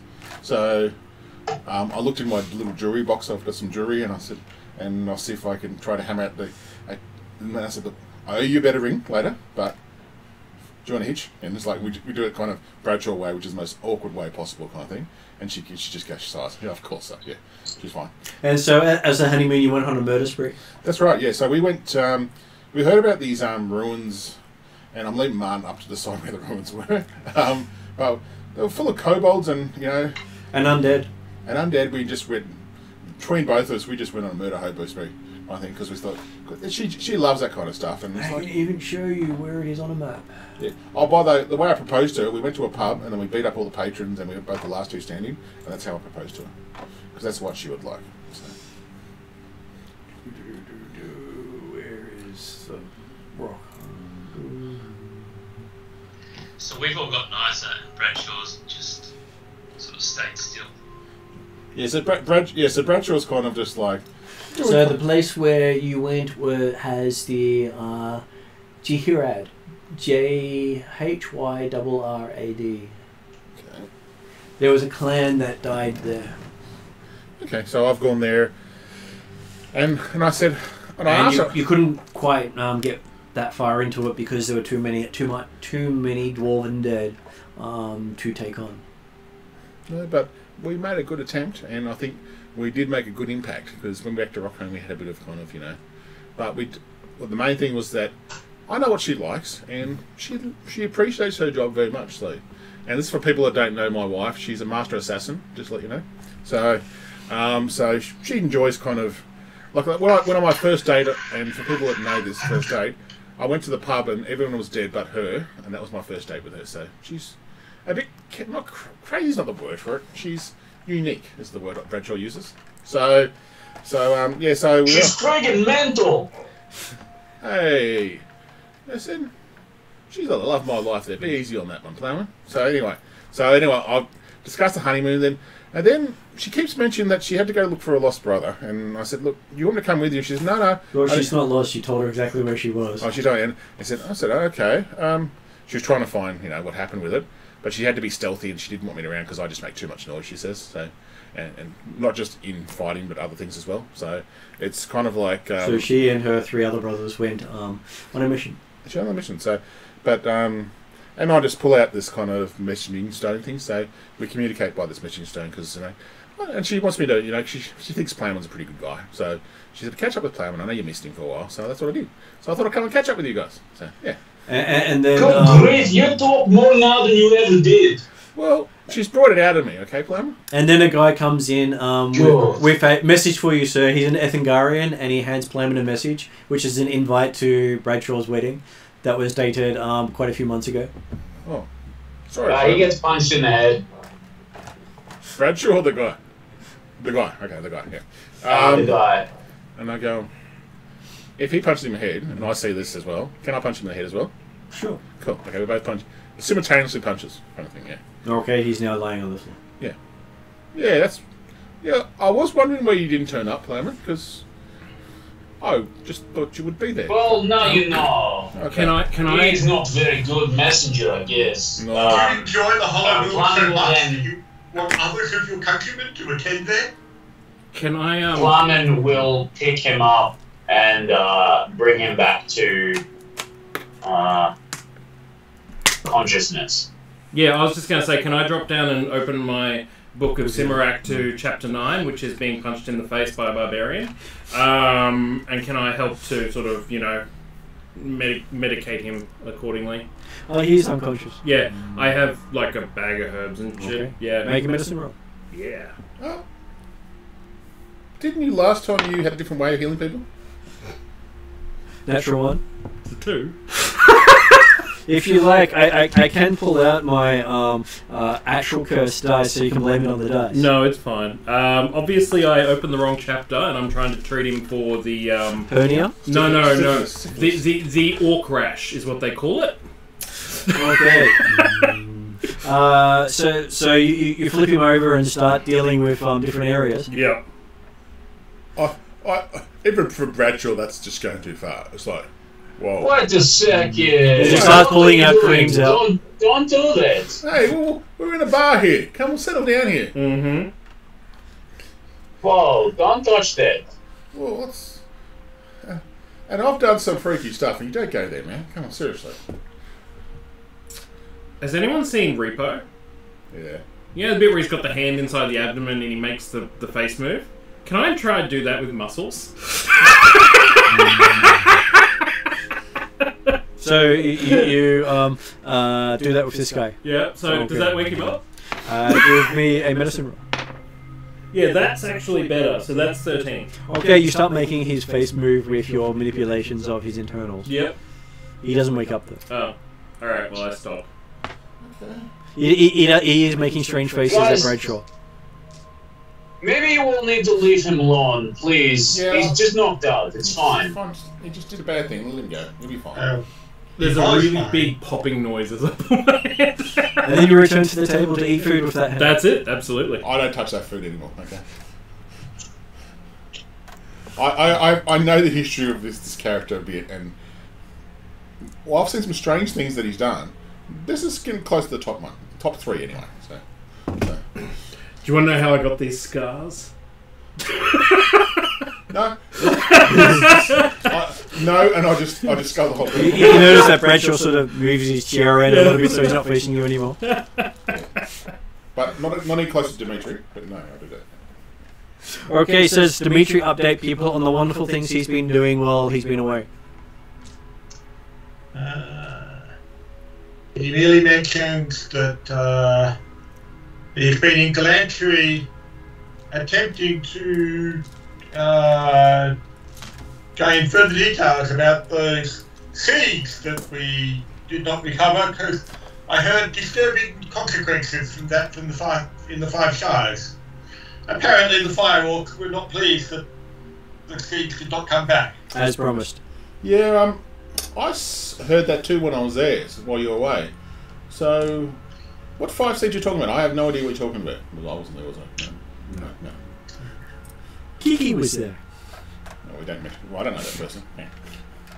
Yeah. We were going to get some seeds back for some peeps, and then 3 green seeds. 3 green seeds, but then we got distracted in saving the world, and we decided that saving the world was better overall. You're a halfling, you should know better. Well, no, I can only see so high, so the world seems very... No, but the far shot, look. You're still some. This is true. Oh, well, look, I feel like I've got to clean up all the messes you guys done. Oh, well, I suppose so. If you're talking about messes, I have been hearing some rumours, and I've still got this, and I'm not quite sure what to do with it, so... And I put it back in my... cover it with the cloak. Which one's that? Wave. You guys still have that? I have wave, yeah. What happened to the other ones? Remember I was telling you about that elf? That died, the monk? Yeah. Apparently he had the black sword. Yeah. Yeah, okay. Well, what about, that hammer that I used to have? Do you remember that one? Last you know, it was Wandering Hollow World with someone else. There you go. Okay. We It parted remains ways. deep inside. When he says that, I have a bit of a smile and giggle in my face because that's Bradshaw.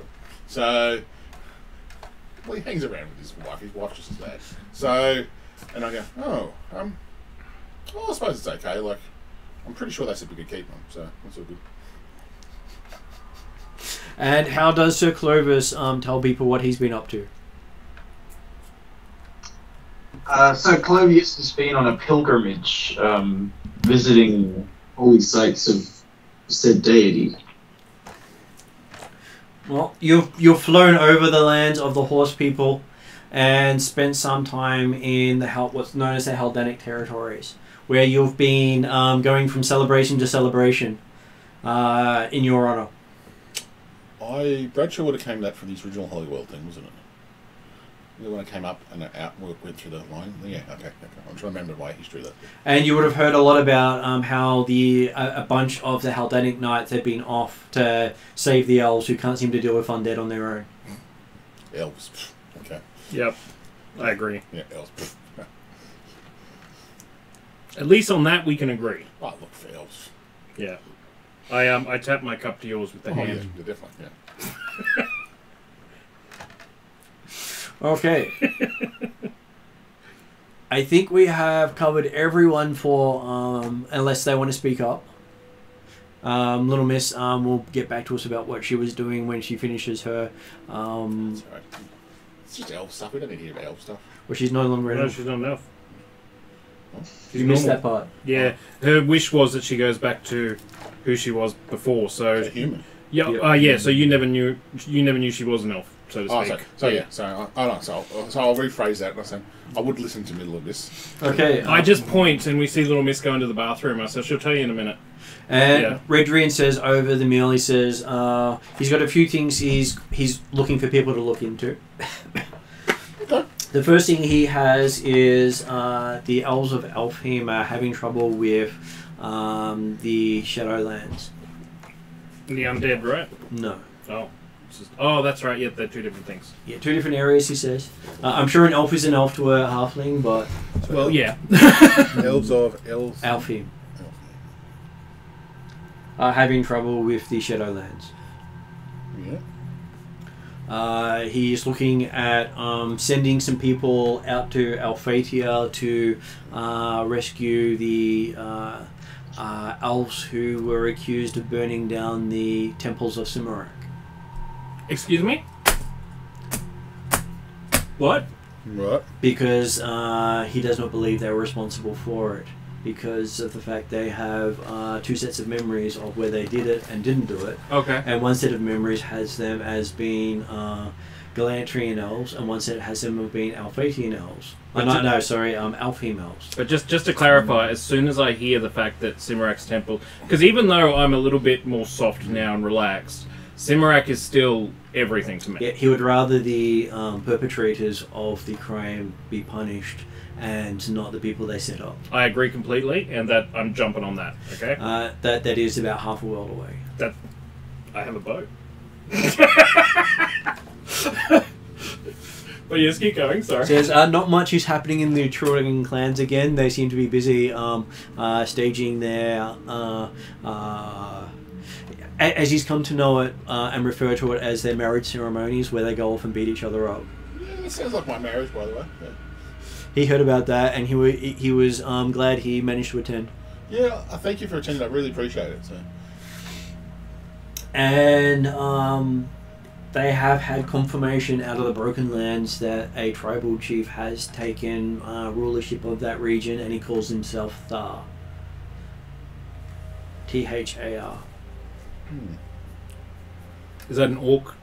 He's an orc. Yeah. Oh, that is the orc? That is the orc. Okay, cool. The orcs of Thar are in control of the Broken Lands as a single united nation. And when I hear that name, because I would know that because I would have heard the rumours, I think.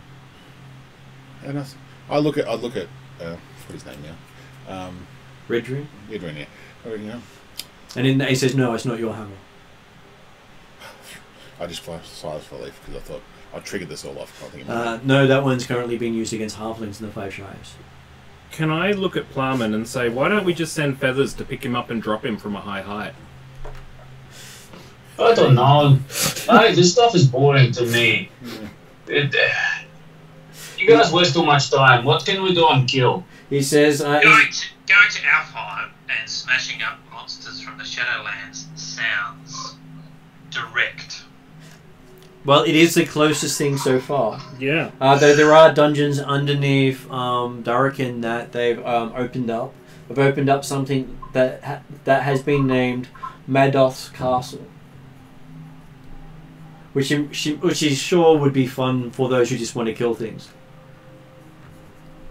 And he is expanding out to Calvin in Karameikos, Lun in Karameikos, Yularum City in Yularum, and Arendi City with new outposts. So all of those places are currently very close. That they are basically in the middle of being finalised. Okay. So in the next month they will be ready, he says. He also says that there is an army amassing on the western side of Darakin. the Master of the Desert Nomads is coming. Okay. Darakan is preparing for war. And they are calling on all allies they have to help them. But it's not that easy right now because they can't get word out to Galantry outside of his network to get there because at this stage no one seems to be able to safely cross the land in between. The Khan of Ethingar is busy trying to get his people back to some level of normalcy.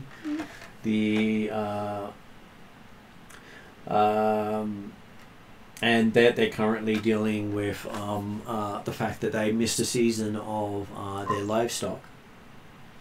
The regime helped out, my friends. So, and the flying city of Sarah Rain had actually also put out feelers for assistance because their flying city is having some trouble right now. And Bradshaw says it doesn't fly anymore? It still flies, but it's got problems. you mentioned that the allies for the war, but it was hard to get to. Is it traversable by water or is it land? Land. Land, okay, cool. That was to the north. In the Five Shires at the moment, an important pirate treasure that was one of their national treasures has gone missing. Right. I heard about that one. And quite a few people are upset. The war in Galantry in Moldavia has gotten worse. Basically, no one goes into the north of Galantry anymore. That's where those seeds that you're looking for are rumored to be. Yeah, well, we have got some unfinished business there. Dimitri, that's probably where he was. And in the southern part, in the southwestern part of Galantry, there is a war between werewolves and lupins. So 2 wars currently happening in Galantry itself. So the opportunity to kill vampires is always worthwhile. There's so many wars. There's a lot of stuff happening right now. You know, I actually think, because this is like a series, very few times am I serious as a character, but this time I'm like, I feel like with all the magic gone, there was nothing to hold the equilibrium in place. So obviously, even though the magic's come back, there's still going to be fallout from what happened. And in Arendi, a ancient figurehead for a ship has turned up that everyone's chasing. It's basically, you put this on your ship and your ship can't sink. Right, so I would assume I would have heard about that, and I would have... It's one of the ancient pirate bedtime stories. Well, I would have been putting my feelers out on that one. Okay, in Karameikos itself,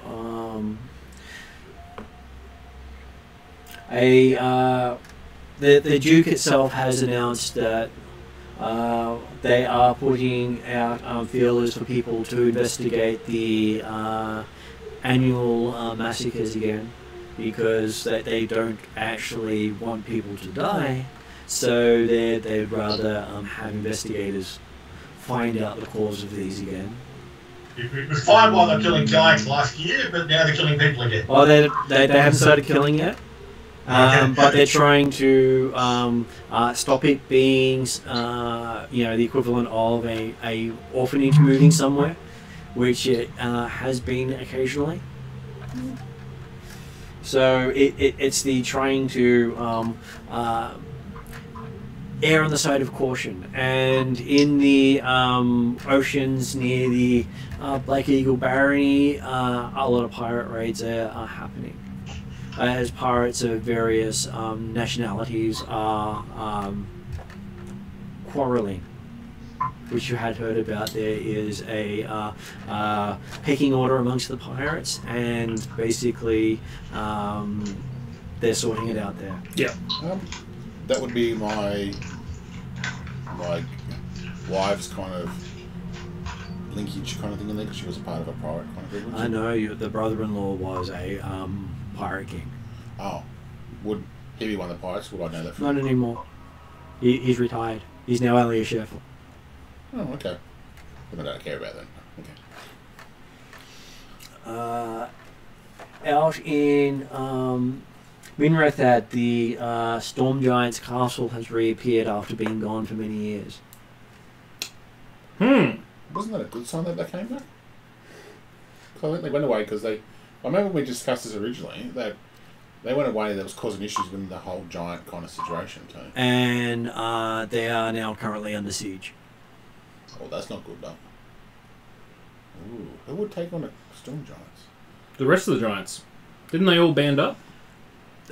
All the other giants didn't like them being in charge. Yeah. But the dragon put them in charge. Yeah. So if the dragons are disappearing, maybe David needs to go over to the dragons for a little while to get them back up and running. So... Oh, yes, because I'm such a good diplomat. Because I haven't been with the party the entire time, have we had any direct dealings with the Storm Giants? No, you never actually made it there. Okay, cool. I wasn't sure. Because at that time you were trying to get there is when they disappeared from the world. Right.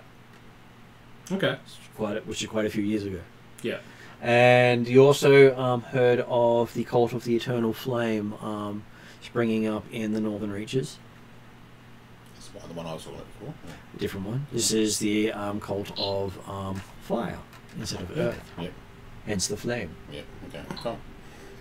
And he's also heard of a magical item called a Devastation Orb. He doesn't know what it does, but it sounds terrible. Is currently on sale out of Vestland. No, Dimitri. No. Fuck. We lost Dimitri. I think Dimitri. Where did Dimitri go?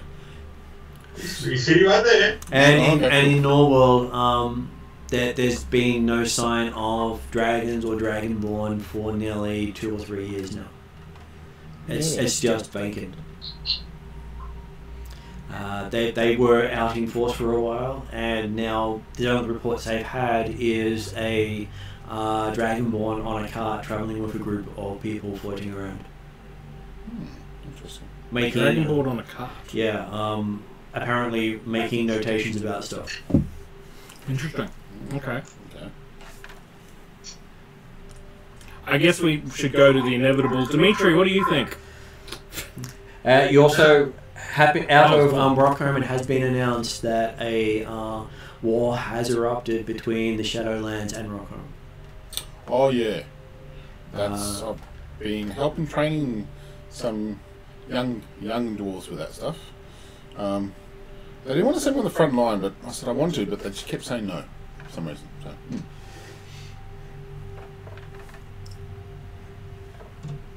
And in the Thyadine Empire, a call has been put out through the diplomatic corps to see if they can find someone who's willing to infiltrate a hate group known as the Storm Soldiers, who are stirring up trouble between Thyattis and other nations. The Storm Soldiers? Yeah, we're not really good at that kind of stuff, are we? Really? No. We just go in there. I think Farman would fit in. You reckon? Has he changed? What the hell are you trying to put me into? You hate a lot of people. That is irrelevant. And Diana can stir up hate with anyone. And in the lands of the desert known as Yularum, a lake has appeared where there was once a desert with a mysterious tower that looks like a rainbow in the middle of it. When I was a kid, I heard about these things. It's usually gold at the end of those things. Is that apparently? Does the lake apparently have appeared near Yularum City? No, in an area known as the previously the Dead Valley. Valley of the Dead. Must be a good thing then. I generally don't like deserts because of lack of water, but this one sounds cool. No one knows if you can drink the water because most people don't go near it because it's in the Valley of Death. Why drink water? Those who enter the Valley of Death rarely return. Water, beer, water. I don't see the problem. I see there's a concern here. Why drink water? Beer. Beer's better. Water is life. But he's better. Climate understands. Have you heard about Proteus? No. Look straight You do need water, but you don't need Proteus. Is he still going on Proteus, is he? Oh, yes, he's still crapping on. He got him this time. Sea-Boy got him, which makes sense, I guess, but... Yeah, well, no, man, there was some times. Yeah, look, I know you got a lot back there. So Ridrin says there's a lot to choose from there, but he says he's sure that between you can choose what you find to be the most appropriate for your skill set. Or your interests. Now, I'm looking around the party because I know a lot of new members here. Would I be presumptuous? That's a big word for Bradshaw, by the way. Just saying. We're not really a stealthy party, so we can rule that out, right? Well, I'm thinking about what other feat I get, and it could be Wood Elf magic, which would allow me to cast Pass Without Trace, which is like a 30-foot bubble around the rest of you as well. You could But do that. maybe We're not intending to complete our previous mission. Well, I think I'm... Well, they're only seeds. They can get their own seeds. Look, hey. My wife, family's down there. I think we need to sort this out. It's important for Bradshaw, okay? And the opportunity to eliminate vampires in the world is always valuable. Well, that's as long as I can smash things, I'm happy. If the vampires and the other creatures of the night are fighting and making it difficult to move in Glantry... Oh, is that different to the Alfheim Shadowlands? It is. There are many things happening right now. Well... Or alternatively, it could be important to try and clear the pathway between Glantry and Daniken. What, go for rectify the issue of the broken lands. But I figured that we should try and find those seeds. I'm torn between... I'm really worried about the temples of Simarak that have been burnt, and I feel like... They're already destroyed, and it's a long way away, too far to go. Yeah, but it's also not been... Plum and brought to chuckles. justice. And the second thing is, I do agree that the seeds are probably something we should handle at some point. No, are you serious? It's so boring, though. Okay. So... And the advantage for that is it's mere hop, skip and jump through the portal. I haven't killed anyone in weeks, guys. Which is why you can just step through the portal and be almost there ready to kill the vampires. But they're already dead. Oh, I hate vampires. Exactly. They're boring. I want war, open war, death, destruction. What's going on? You hear Bradshaw get a tear in his eye when Talon says... Ridrian says, well, if you go west, he does have a portal that will take you right to the edge of the Darrican lands and the army massing there. I'm sure it won't take you much to deal with them, he says. That sounds good. Let's do that. He's sure there's no more than 1 million or 2 horsemen coming that way. Fantastic. Let's do this. Come on. What is your sense of adventure? So if you take half of me and I'll take the other half. The word of Ethicarian can't be trusted. What? You claimed you were going to retrieve these seeds. He didn't give his word. First of all, that's rude. Second of all, I don't respond well to manipulation.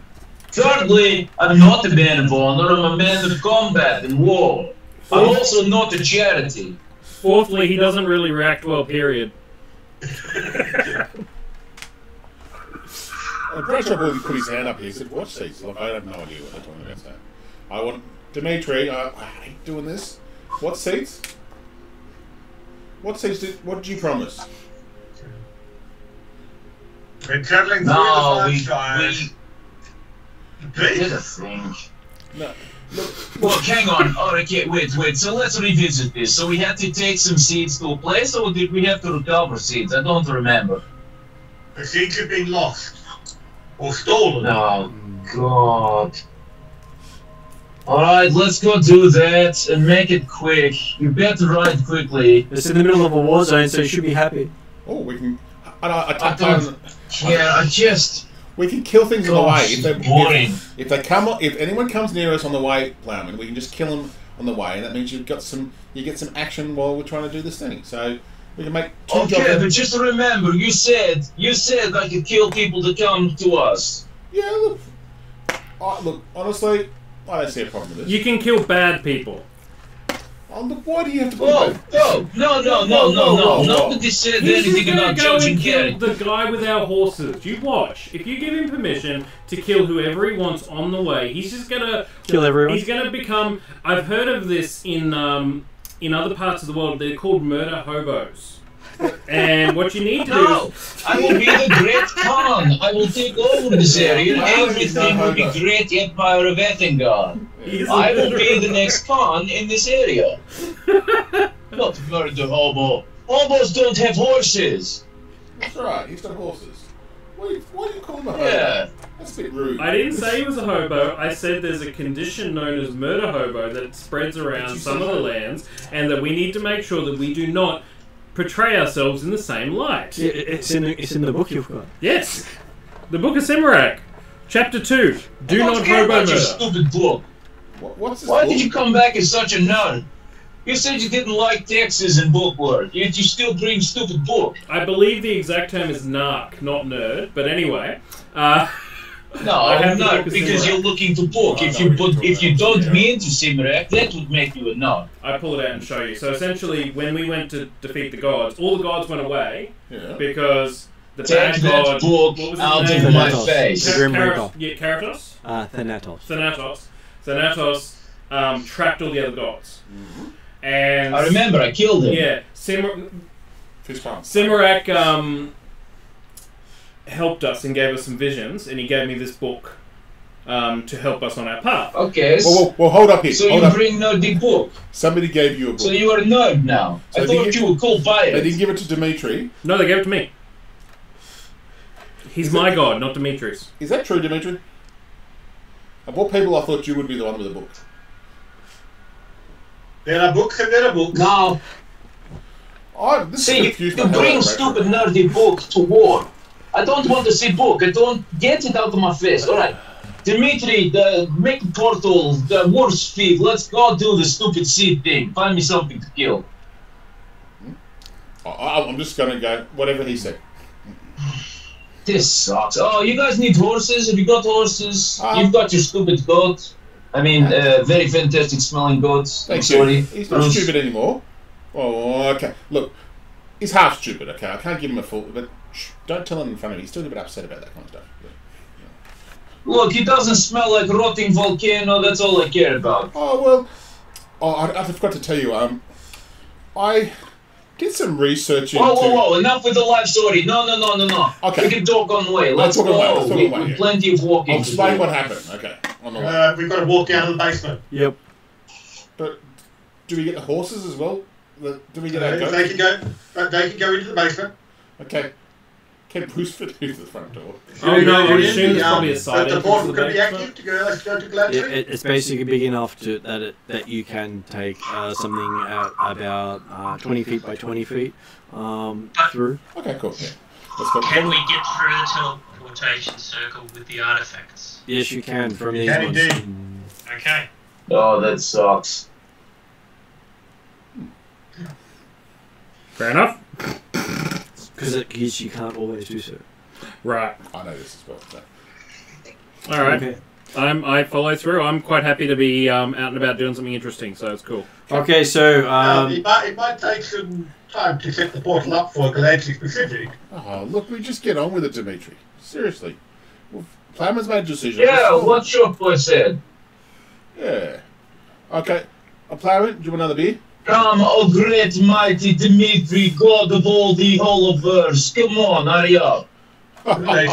He's not me doing it. That's why it's going to take some time. Oh, but you're still activating it. Come on, go. well, technically it has to be Terra Lane who has to activate it. The master of the staff will be the one to lead us through. Oh, okay. So you're not the master of something. Fantastic. There's always a first for everything, isn't it, Plowman? Well, as far as you're concerned, anyway. Yeah, that's right. Yeah. You can want to choose one. Take one's life choices. Oh, yes, shift the goalpost, my friend. Okay, so that means that Terra Lane gets to choose, Silverleaf gets to choose where you're going. Does he actually take him to Galantry City? Or do we end up in Elfheim?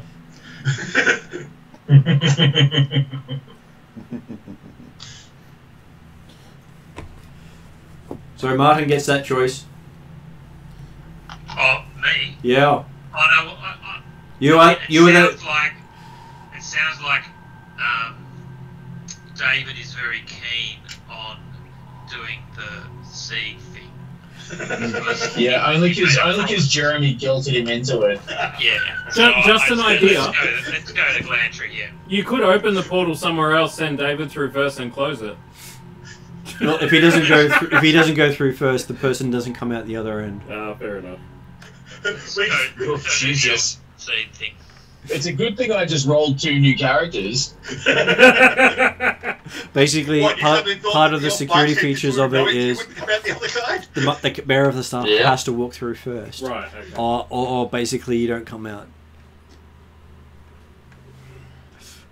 So yes, you find yourself on the outskirts of Galantry City. The end's been set up outside the main walls. Because, well, having a basement doesn't quite work in Galantry considering it is a canal city. And it looks identical to the one that you just came from, even if it does look a lot newer. Alright, so where are we going to find these seeds? Well, they are rumored to be in the northern reaches of Galantry, in the middle of the war zone. Between the vampires, werewolves, other undead. Alright, let's head there. Okay. I feel like Dimitri is a vampire. Only on Wednesdays. You say as a character or not? No. I want to suck your blood. I mean, come on, let's go. No, if you say as a character, Bradshaw would go, I think so too. Always suspicious when it's a bit crazy. Okay, so that gives you some idea of what the place looks like. So you will see that from Galantry City, heading north, you have to head through Grundahar, Bergdehoven, Clantyre to get into Moldavia. But the werewolf war is happening in the New Aubergine area. But the information we got on the seeds indicate Moldavia, doesn't it? Yeah, the War of the Undead is in the Moldavian region. Yep. So in the area, if you can actually see the movement, is in the top there. Yep. Centered on Rimsgrad. And they are raising basically all the dead that they have stockpiled from their wars with the Ethengarians. So just to clarify, do we go through that area to get to the seeds, or is it like that's the area where the seeds are supposed to be? Okay, cool. So we can do kind of 2 things at once. That was the thought.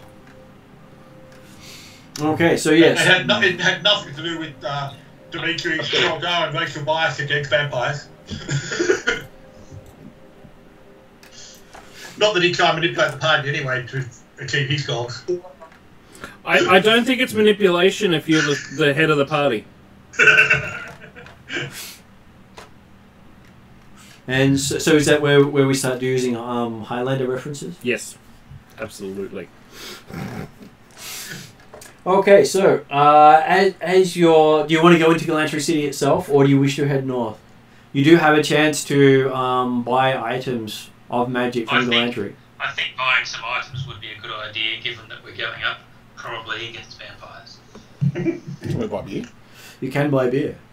And you should have close to 25,000 in gold on your... They do, I don't. You do as well. Do I? Because I spent money on the wedding, that's something. Redrian had set aside money based on the fact that you returned the caravans. Okay. And had and the gods had intervened as well. Okay. I would be checking out the weaponsmith, the armory, and the pub. That's my 3 things. Okay. They don't. Demetri will be happy to go to the local iMagic vendor. Yeah, they have they have an iMagic store there. EYE Magic, iMagic. And it's a circle of an eye with little eyes around it. Okay. He'll be looking to purchase a crossbow, a light crossbow. Okay. Yeah, I think I'll be probably. I know what I'll be looking for. I never expected because I was pretty happy with Brad's stuff, but. And then obviously Demetri also stuck up on the standard things: garlic, a couple wooden stakes. But it'll back where the crossbow falls, because he'll have he'll go for some wooden bolts. I don't really need anything because, like, my legs don't do anything extra than if I was carrying it, for example. But my grappling hook has like a little pop-out compartment, and my swords slot in, and my crossbow pops out a little bit like RoboCop. So I go, and I grab it. It doesn't make any difference to gameplay, but it looks kick-ass, and that's what my legs do. So yeah, I don't need anything. I'm good. So the only thing I've got a normal heavy crossbow. Which is more a So, Jeremy, you walk into the ice store with the others? Yeah, I'll go with him because I thought he might have some good. You'll show them the way if they don't know the way. Yeah, I'll follow. I reluctantly follow him. So. He does point out that you have to leave your portable spaces, anything that has extra dimensional spaces outside, and artifacts outside. Yeah, I clip it to Brad or Bruce's kind of thing. So my bag of Rockman, what it's called. Is my wave and everything okay? Wave won't go in either. Okay. It won't go in. Although you can take it in, but it won't come out. Fair enough. Okay, so Jeremy, as you go in looking for a crossbow. Crossbow, lightweight. Yeah.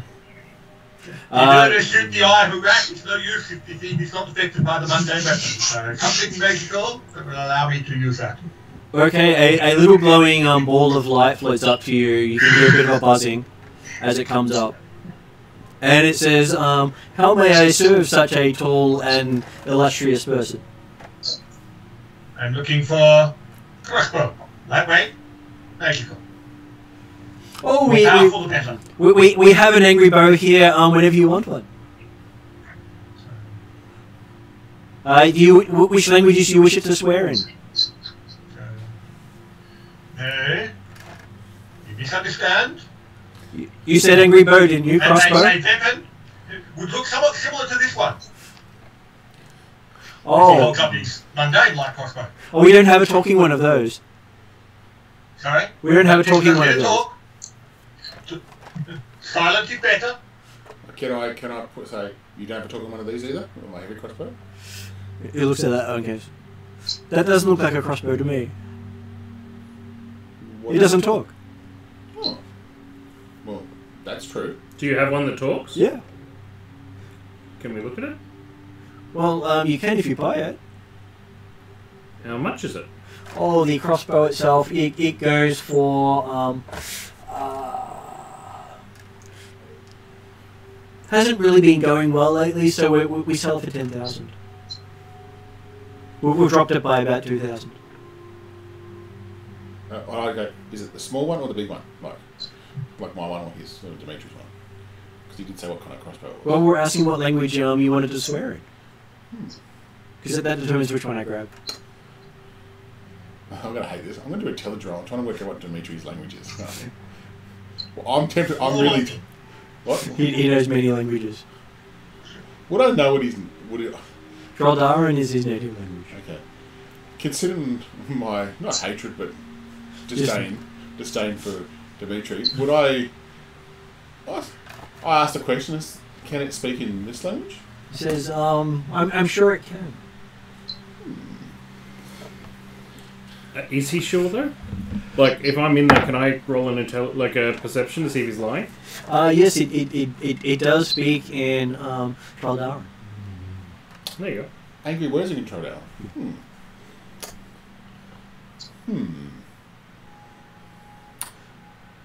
10 grand, and it's yours. Yes, that's it. Bradshaw's going. Yeah, no. Because I just wanted to speak angry words when I fire it in Traldara. I don't care what kind of crossbow it is. It could be just normal one, but as long as it speaks angry words.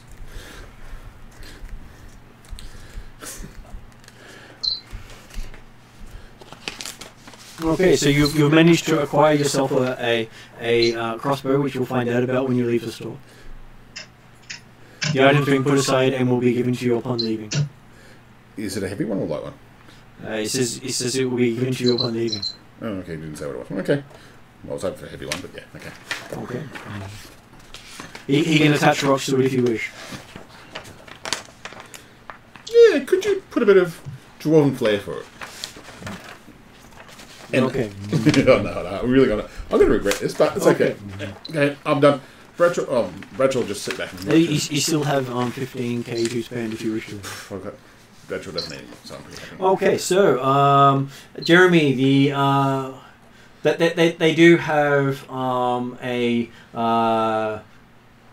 non-bending bow, as he calls it, that he's happy to sell to you for about 3,000 because he doesn't have an angry one that doesn't bend. Or for 300 because he doesn't have an angry one that doesn't bend. Yeah. If he's not that crossy, he's not worthwhile.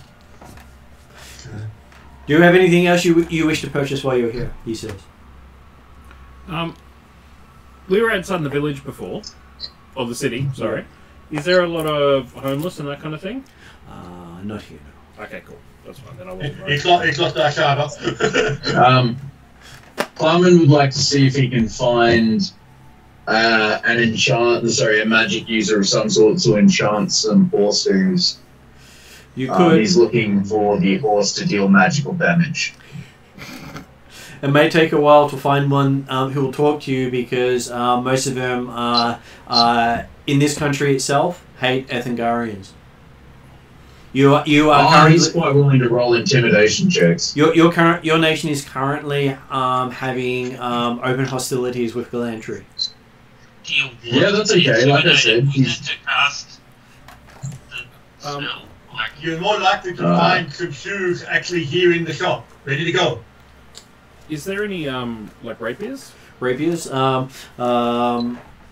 ask for a rapier. Okay.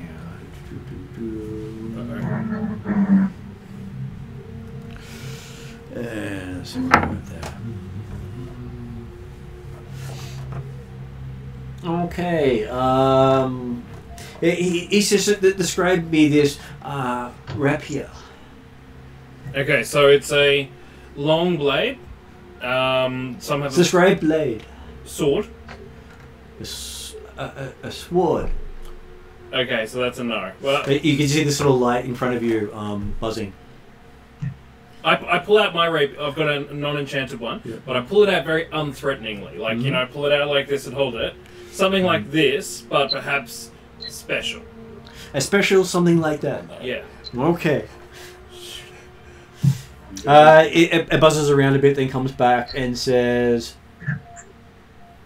I found something special like that. Can I see what it is? Says yes. Okay. What do I see? You see this little glowing ball in front of you, confused. Okay. All right. What is the something special? How much is it? And may I see it before I purchase it? No, but you can talk to upper management if you wish. Okay. Can you tell me anything about it? It is special. And how much? It has special on the tag. How much is it? Currently, it is marked down from 30,000 down to 3. And I assume I have a fair chunk of money too. You've certainly got more than 3,000. Yeah, do it. Why not? Let's do it. Okay, I'll get something special. Get have fun with this. Yeah. While that conversation's going on, Dimitri's going to exit the shop, Yep. wait a couple minutes, and then come back in again in the hopes that, hey, you might get a different unhelpful salesperson. You notice that the same sprite is there. Yeah, that's right, but the sprite is busy with them still at the moment, so therefore... Okay, while Dimitri's waiting, a shadow hovers over him and something drops on him. It's liquid and viscous.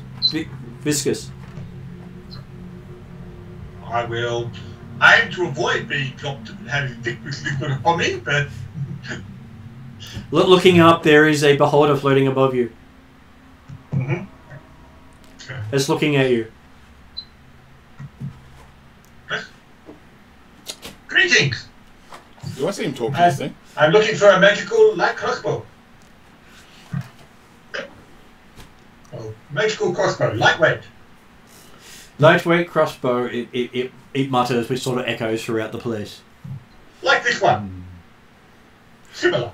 Sure, I will sell that one to you for $5,000, it says. This one's not magical though. Which is why I don't want this, why I'm not interested in using this one in long term. There's something similar design, but able to affect creatures such as vampires and devils where arcane effects have much greater impact than mere mundane. So you just wish it to be able to affect creatures with that are only affected by magic, is that correct? Well, that is the primary purpose for it, but the more powerful the magic, the better.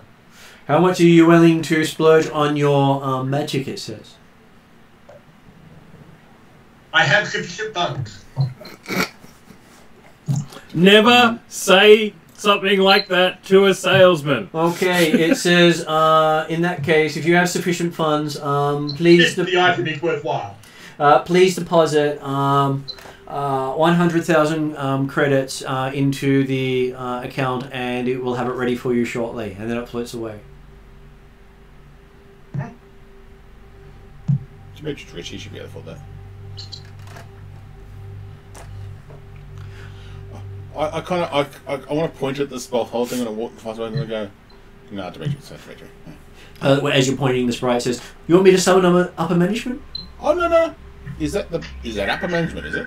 It's upper, isn't I love this guy. I look at it and go, that's fair call. And I go, yeah. Okay. And then it yells out, "Upper management!" As the thing just looks, turns and starts moving towards you. Oh, hi. And it stops directly above you. Hi, my name's and Rachel. then drills on you. So just clean this, polish this stone, chain mail. Hi, I'm Bradshaw. How are you? What do you wish for?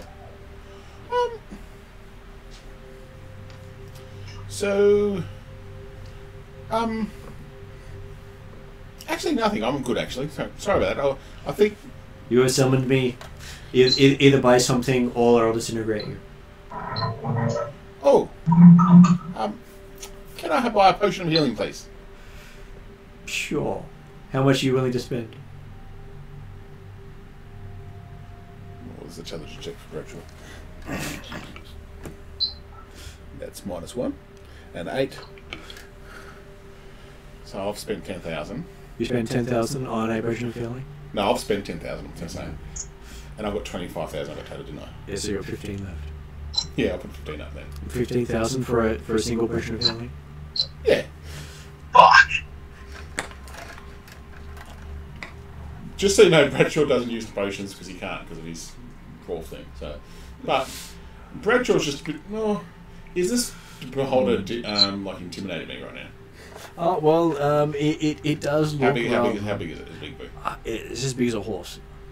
I say it's not like a little mini one kind of thing. Or something. Most beholders are big. I know. I'm just going back from other things I know. Yeah, 15,000. It says done, and you can feel your. You look at your thing, and it says it's got nothing left in it. Oh. I assume I pick it up on the way out. Correct, and then it starts floating off. I just look at Captain Prism and go, don't talk to that thing. It's scary. See you, buddy. It stops and floats back. Hey, how you going? What do you wish to purchase? I'm getting a special, I believe, from your lower employee. Lower, yes. The little dude. I did ask him about a enchanted rapier. I don't suppose you got anything like that. I have many enchanted things. Do you know what a rapier is? Yes. Do you have one of those?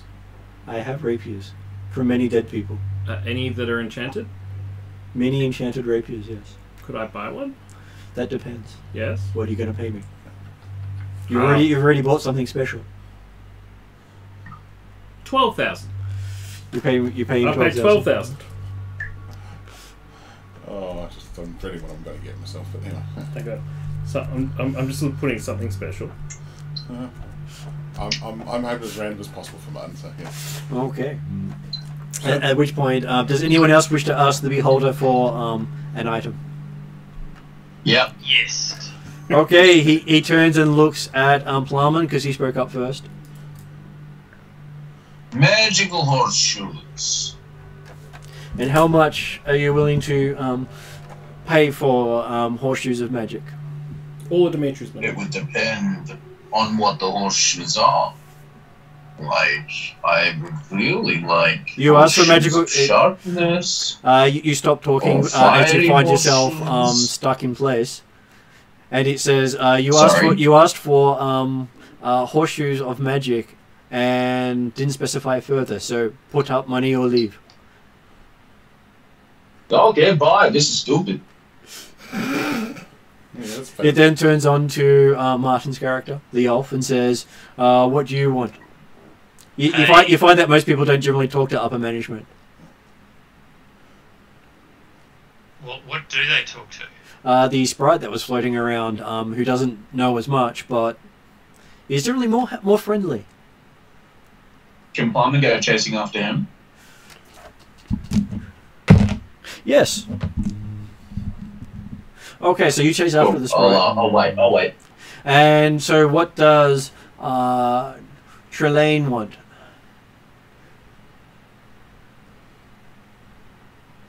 So what does Martin's character want? Oh, Tyrell. A magical longsword or a magical longbow. And how much is he willing to pay? 10 grand for each.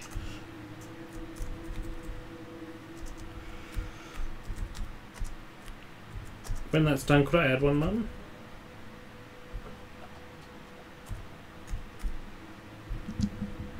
Okay, it says if you make it 25, he will have it ready for you on departure.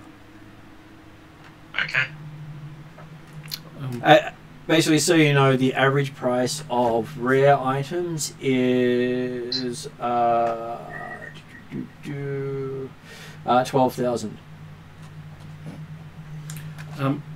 I have 10,000 left. Could I ask for some sort of magic dagger or magical armor or something for Little Miss? Just because she's not currently here. I would put my last 10,000 in. Assuming she'll probably reimburse me. Maybe. Okay, so you asked that of the sprite? Yeah. Oh no, of the beholder. Like I was waiting when you finished that one and I said, actually, one more thing. If that's okay. He says no, and then moves off. Oh. But you can talk to the sprite. Yeah, right, I'll talk to the sprite. Okay, did Stephen wish to purchase anything while he's there? I think one lost even. Well, we are down 2 people. Who are we down? Yes, we are.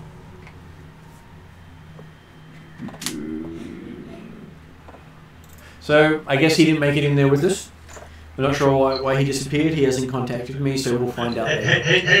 He was staying outside looking after the bits that didn't come in. I believe so. Okay, and while that is happening, I think that is everyone. So yes, we go back to David and Plowman. You've caught up with the little sprite. So it's floating in front of you, going, "Hello, did you like upper management?" No, it's rude. Would you like to put in a complaint? I can get them over. No, don't be ridiculous. I don't want to deal with them again. I just want some horseshoes, some enchanted horseshoes, something that makes you deal damage, like magical damage. I believe there's like horseshoe sharpness, fiery horseshoes, something along those lines. He says, I will check our stocks. Oh, thank you. And he sort of flitters off.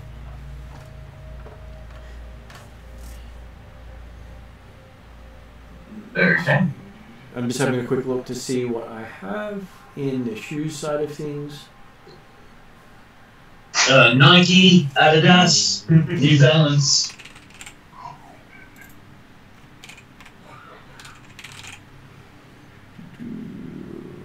Okay, so he comes back with saying for 30,000 he has magic horseshoes.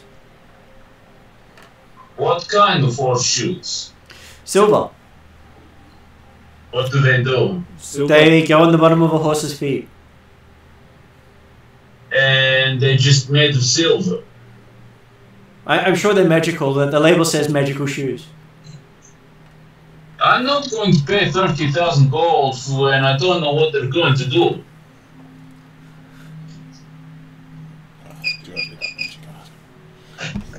Like, that's a lot of gold for something where you can't tell me what it's going to do. He goes on a horse, he says. We both know that they go on horse, the horseshoes. We can put it on a goat too. What the It works on a goat too. Sorry? He says it works on a goat too. I don't... I have no intention of putting them on goats.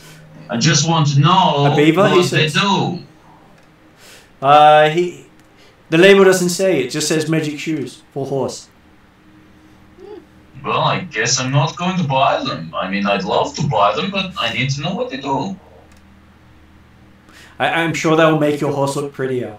He said, yeah, as the little sprite. My horse is incredibly handsome. Doesn't need help. If the plowman looks like he's going to hit the sprite, I'm trying to hold him back a bit because like. No, he's not going to hit the sprite. But if I see signs that he's about to lose his shit, then I'll step in. Okay. So at this point, Emrys wanders over. Yep. I just realised. Do you have any magical cloaks? Any armor that is she a wizard? What is she? She is a sorceress. Sorcerer, or a dagger, or a wand, or something that would suit a sorcerer. I have many things that would suit a sorcerer. How much do you wish to spend? I will give you 10,000 gold. 10,000 gold and something that suits the sorcerer. Yes, please. I will have it in your bag when you leave, sir. I'm done. I will walk out, or I go wait to get my stuff. I guess. Yeah, Bradshaw will be out waiting for as well. So Yeah. yes, I'm probably going to get a potato in a bag, you know. I'll wait to see this crossbow personally. Yeah. It is magic potato. If it's another talking weapon, I might have some issues with it. Just put it out there, okay? But I did ask for it, so I'm expecting the worst. Okay, so as you, the four of you leave, five of you I think it is actually, five of you leave, you find that your items are there for you. Great. So as Bradshaw gets out, he has a short bow with some rocks tied to it. That starts insulting him the moment he pulls it out of the bag. A short bow with rocks with it. That's insulting you. In Traldaran. That's right. Okay, yep. And the potion? And the potion. It is red. It's labelled red potion. Red. Okay. No label otherwise on it or not? The label also says red potion of red potion. Red potion. Okay. I expect that. I should have known better. So at least you now know if you pull out the red potion which one you spent 15,000 on. Yeah, that's fair. Keep that for a dagger situation. Don't mix it up with the poison potion. Yeah, keep it for a dagger situation, I reckon. Nah. What the daggers?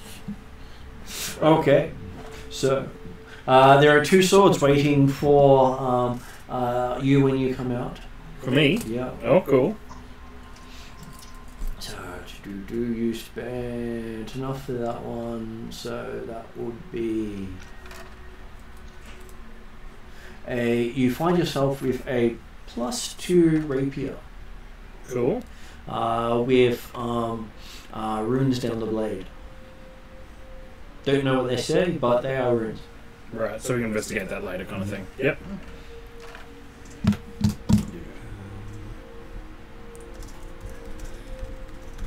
Was the second sword mine, or The other one, he grabbed 2 swords himself because he did pay for something special.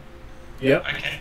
And the second blade you pull out is just a hilt. It's just a hilt. It's a lightsaber. Oh god, I hope so. Alright, there's no note or anything regarding it, it's just a hilt?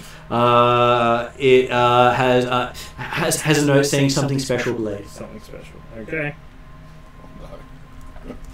Well, that's very cool. That's... You know the best part about this is? We have Dimitri. Probably, I'm worried about what Dimitri's going to say to my question. I wouldn't count on that entirely yet. No, I'm going to go see Little Miss actually personally. Yeah, and well, that's true. I just bought Little Miss something nice, I hope. No, I trust Little Miss. Okay, so then we have our elf stepping out. You find you have a sword that has what looks to be a command word on it. Right. Is it thunder? No, it is not. Thunder! Obviously lightning. It's probably something. Oh, is it lightning, is it? The Thundercats? What's he say? Is it lightning? Oh no, I think it's thunder. I think it's thunder. Yeah. Thunder! Thunder! And Oh, the Grayskull... No, Grayskull's, By the power of Grayskull. He-Man, yeah. Yeah. or the honor, depending which one you go for. Oh, I'm talking about Thundercats. We're talking about the old. No, we I don't, know we you don't haven't mention the new mentioned one. it No. Oh. Oh no, that was Shira was the honor of Grayskull. Yeah, no, And that was the old one too. We don't mention the new series. No, we don't mention that one. There are 2 new series that came out in the same year. I know. The second one is better than the first one. Yeah, I know, but I'm still not as good as the original. So. Oh, the second one was pretty good. Oh, I watched all of it. I couldn't watch this first one that brought out. Yeah. Okay, so and the bow itself also has a command word on it. Right. Noof. Well, I guess I'll say that both those words. See what happens. Okay. Please don't say it while pointing at me. Okay, so on one of them, on the bow, when you say the words, you notice that it seems to shimmer with a greenish glow. Okay. And when you say the words while you're holding the longsword, flames go up the blade. Right. So basically, you have a bow of venom and a flame-tongued sword. Okay. Both quite useful. Awesome. Nice. Thank you. And what did Little Miss get? Little Miss will have a package for her when I talk to Grace about what she's interested in, Package. because she can talk to me in the meantime. Because she also gets an extra item as well, Ah, even though she didn't need one. cool. Because when the gods offer something and say, and you get this, they generally don't retract it. Yeah. I'm out of the store now, huh? So I expect this, and I get this whole thing with its bow. It goes straight in the bag. Mm-hmm. Don't want to know about anything for that one, so just sort of put it out there. In your bag of holding? Yeah. Okay. You know When he does pull it out, everyone who understands Strahd and hears it calling the dwarf rude names. Yeah, it goes straight in the bag. Is Dimitri next to me? Yes. Well, that's what I'm about to find out. So, Dimitri says, no, I don't need it, thanks very much, and goes to walk out. Fair enough. When he comes out, can I ask him if he knows what my weapons are? Right, so, I'm curious, first of all, There's no problem with him walking out? No problem with him walking out for... Well, did you end up buying anything? No. Yep. So yes, you have no problems walking out. Okay.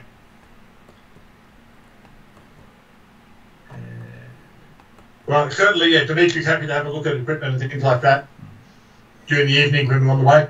So. Yeah. Most magic shops have random items available. Oh, no.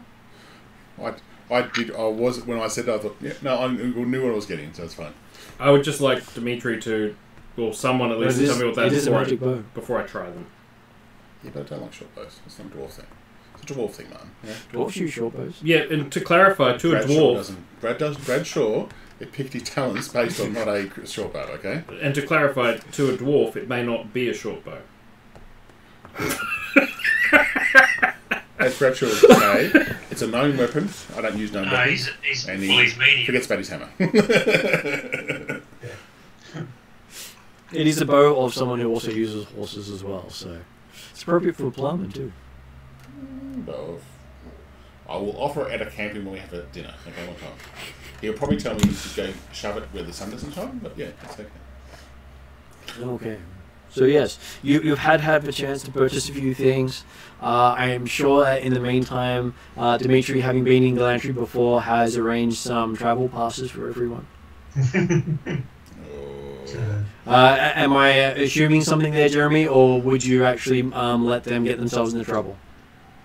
Okay. When we're going into Galantry, but all these guys have been here before, except for Bradshaw. Because we're all in Galantry to go through problems. Dwarves are, you can freely attack them on site, and no repercussions for doing so. If the dwarf causes any disturbance, they're at fault. Does anyone tell me this in the way? Because Bradshaw wouldn't have known about this coming in here. It is one of the most horrific places in dwarven history for what the wizards did to dwarves to expel them. I would have just gone in and out and want to get out of here, kind of thing. So that would be, if I, my lack of, I've got good wisdom actually, so I actually would at least go, yeah, let's just get out of here. Come on, let's go. And you're about to head into the outskirts where most of how they treat dwarves are worse. The only dwarves in Galantry at this stage are all enslaved. And what about halflings? We're okay? Halflings are also enslaved, as and clerics are killed on sight. So my cloak is quite long, so I'm kind of turning back into the human-looking thing. Got my hook in one hand. Yeah. So I'm a human, supposedly. Bradshaw, if they want to start stuff, Brad will start it. So I'm just putting it out there. He's got some backup. Not here. As I say, everyone except for Bradshaw has been here before, because we're all in here to get the quest for the goblins. Yeah, if no one's told Bradshaw what he should get, it depends on how Dimitri's mood is, of course, for obvious reasons. Does anyone have a hat of disguise? I think someone did. Dimitri does. Yeah. And I think Willie did have a hat of disguise at one stage as well. Holy shit, is Dimitri like your wife the whole time? Like the halfling? I want you to take that back. No, it's not a hat of disguise. Sorry. I want to take you to take that back. God, what a twist that would be. That would be an interesting twist. I think I just had disguised tools. I think you did, yes. I do still have proficiency in those. Yeah. But I don't know what I would make myself up as. Maybe just convert from being a wood elf to a high elf. Well, a wood elf, there is a wood elf nation in Galantry, except for the high elves in Galantry are all 3.5 feet tall. So you wouldn't quite make yourself out to be a high elf in Galantry unless you can lose half your height. Okay, fair point. They are all midgets. With a Spanish accent. Of course they are. Dimitri has no concerns about taking Bradshaw into Galantry. He's a mage, a wizard. He's allowed to have slaves. So do you buy him a collar? He can't decide if he's wearing or not wearing a collar under the robes. So. Wondering, no. Do you purchase the papers of ownership then, so you can actually have, and basically put his name on there forged?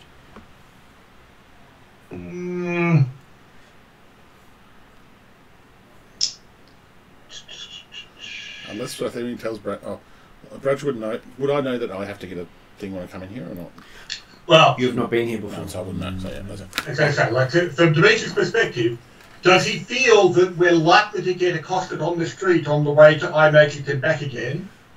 Not requesting such papers. Not in the not on the street, but you probably would when you're heading north, because in town they're a little more broad, and who knows if the dwarf's actually a dwarf in town. But outside of town is where most of the anger for dwarves comes from.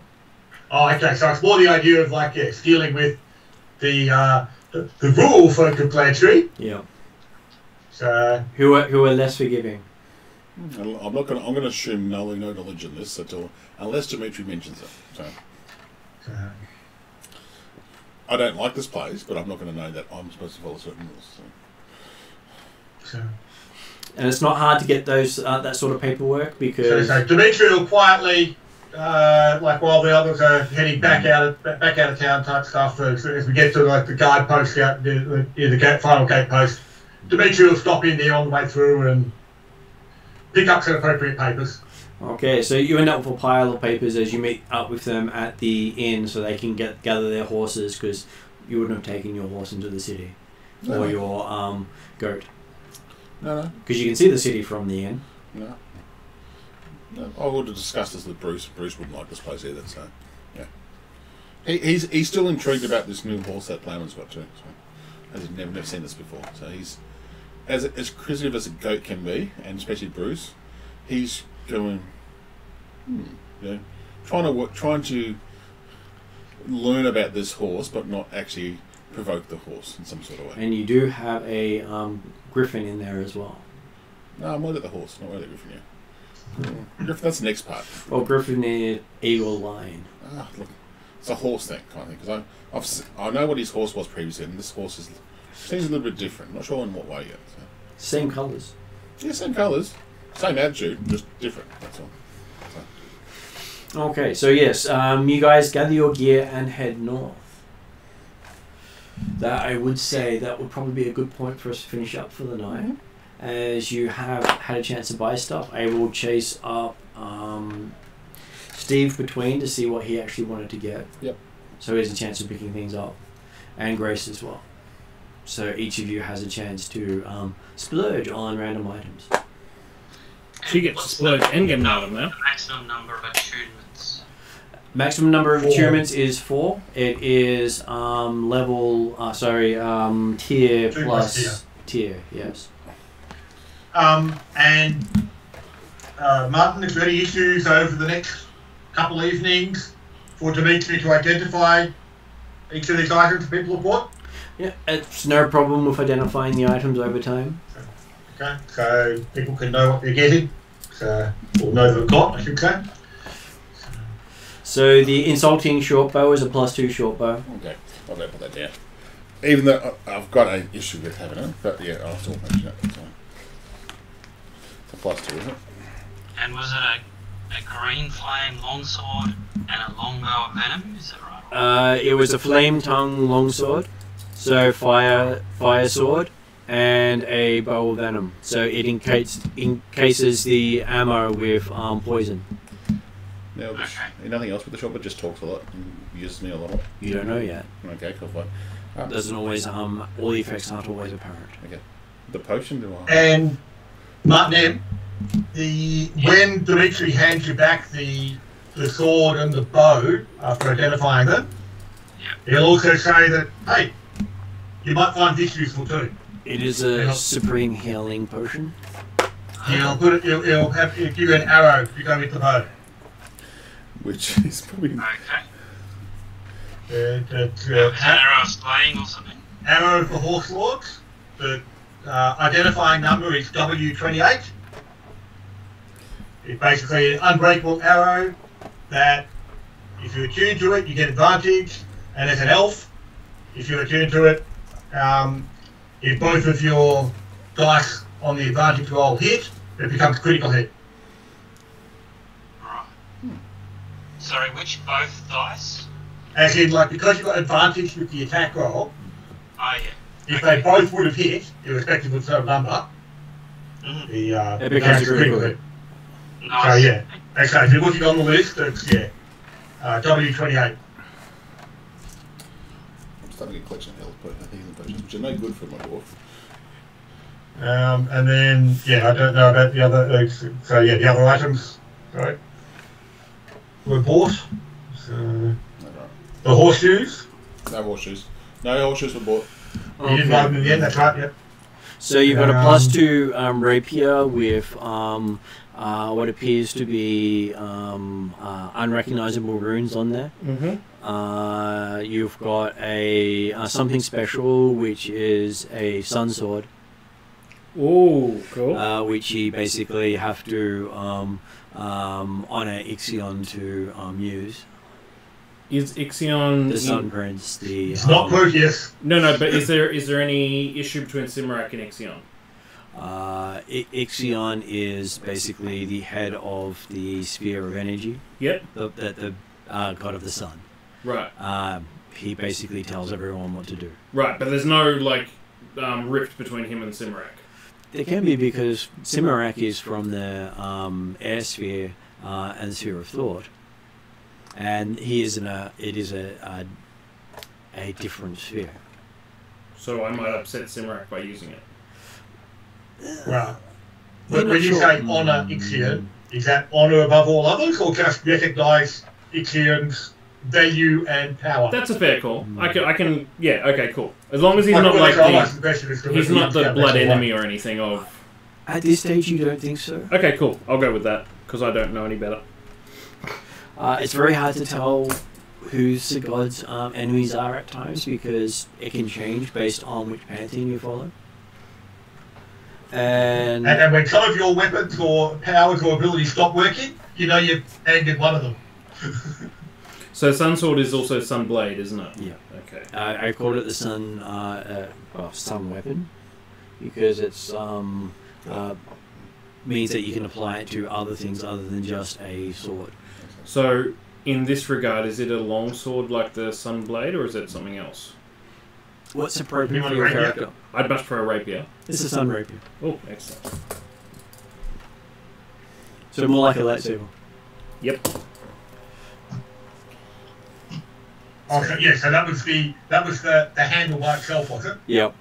So he ended up with 2 rapiers. One he can't see and one he can.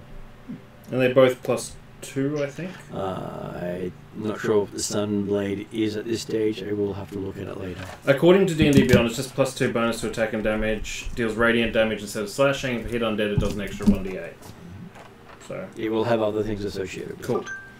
Alright, well in that case I'll wait for you to... It's got to be updated on Yeah, of course. No, that's right. I've got a backlog. How dare you not have foreseen that we would be rolling random lists and picking weapons? Wow. Look, I'm so upset, man. This is unacceptable. I'm not going there. I'll leave this alone. I hope the sarcasm came through. It did. Well, I didn't hear that. No, that's awesome. Thank you. So yes, you have now got a plan. You're going into where the vampires and lichers roam. Now, here's a question. If I attune to both of those weapons, there's an issue where when I tried to use a different weapon to Wave would try and jump in. It's when you tried to attack with Wave and not actually challenge them first, and then tried to switch weapons. Okay, cool. Yeah, alright. Because you started with Wave, and then Wave got jealous. So if I left Wave in and had the 2 rapiers, wouldn't be a problem? Not like my hammer. No, my hammer was a bit more forceful that day. So. Yeah, the hammer didn't like any other weapon. No, I knew that. So. That's awesome. But the trident doesn't like it when you try to attack with it without challenging first. Yeah. Then it punishes you. Thank you for tonight, guys. Thank you all.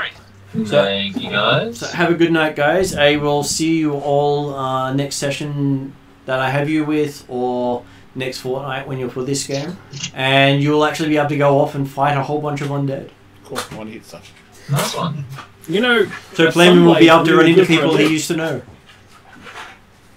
pretty happy. Sorry, Andrews, what was that? Playman will run into people he used to know. They're just a little bit deader than they used to be. So you could say there's somebody that he used to know. Yep. I'm assuming you're referring to Ethengarian tribesmen that are no longer fighting for the glory of Ethengar. Yeah, that they switched sides after they died. Oh, that's rude. Traitors. Rude. It is the reason why the necromancy-loving principality is right next to the Horse Lords. Mm-hmm. There's going to be some death. That's right. That's why they're there. There's always death. Yeah. So I will see you guys later. I'm going to head off myself. Yep. Bye, everybody. And Thanks very much, all. Have a Bye, good guys. night. See you next week or the week after. bye That bye. was awesome. Bye.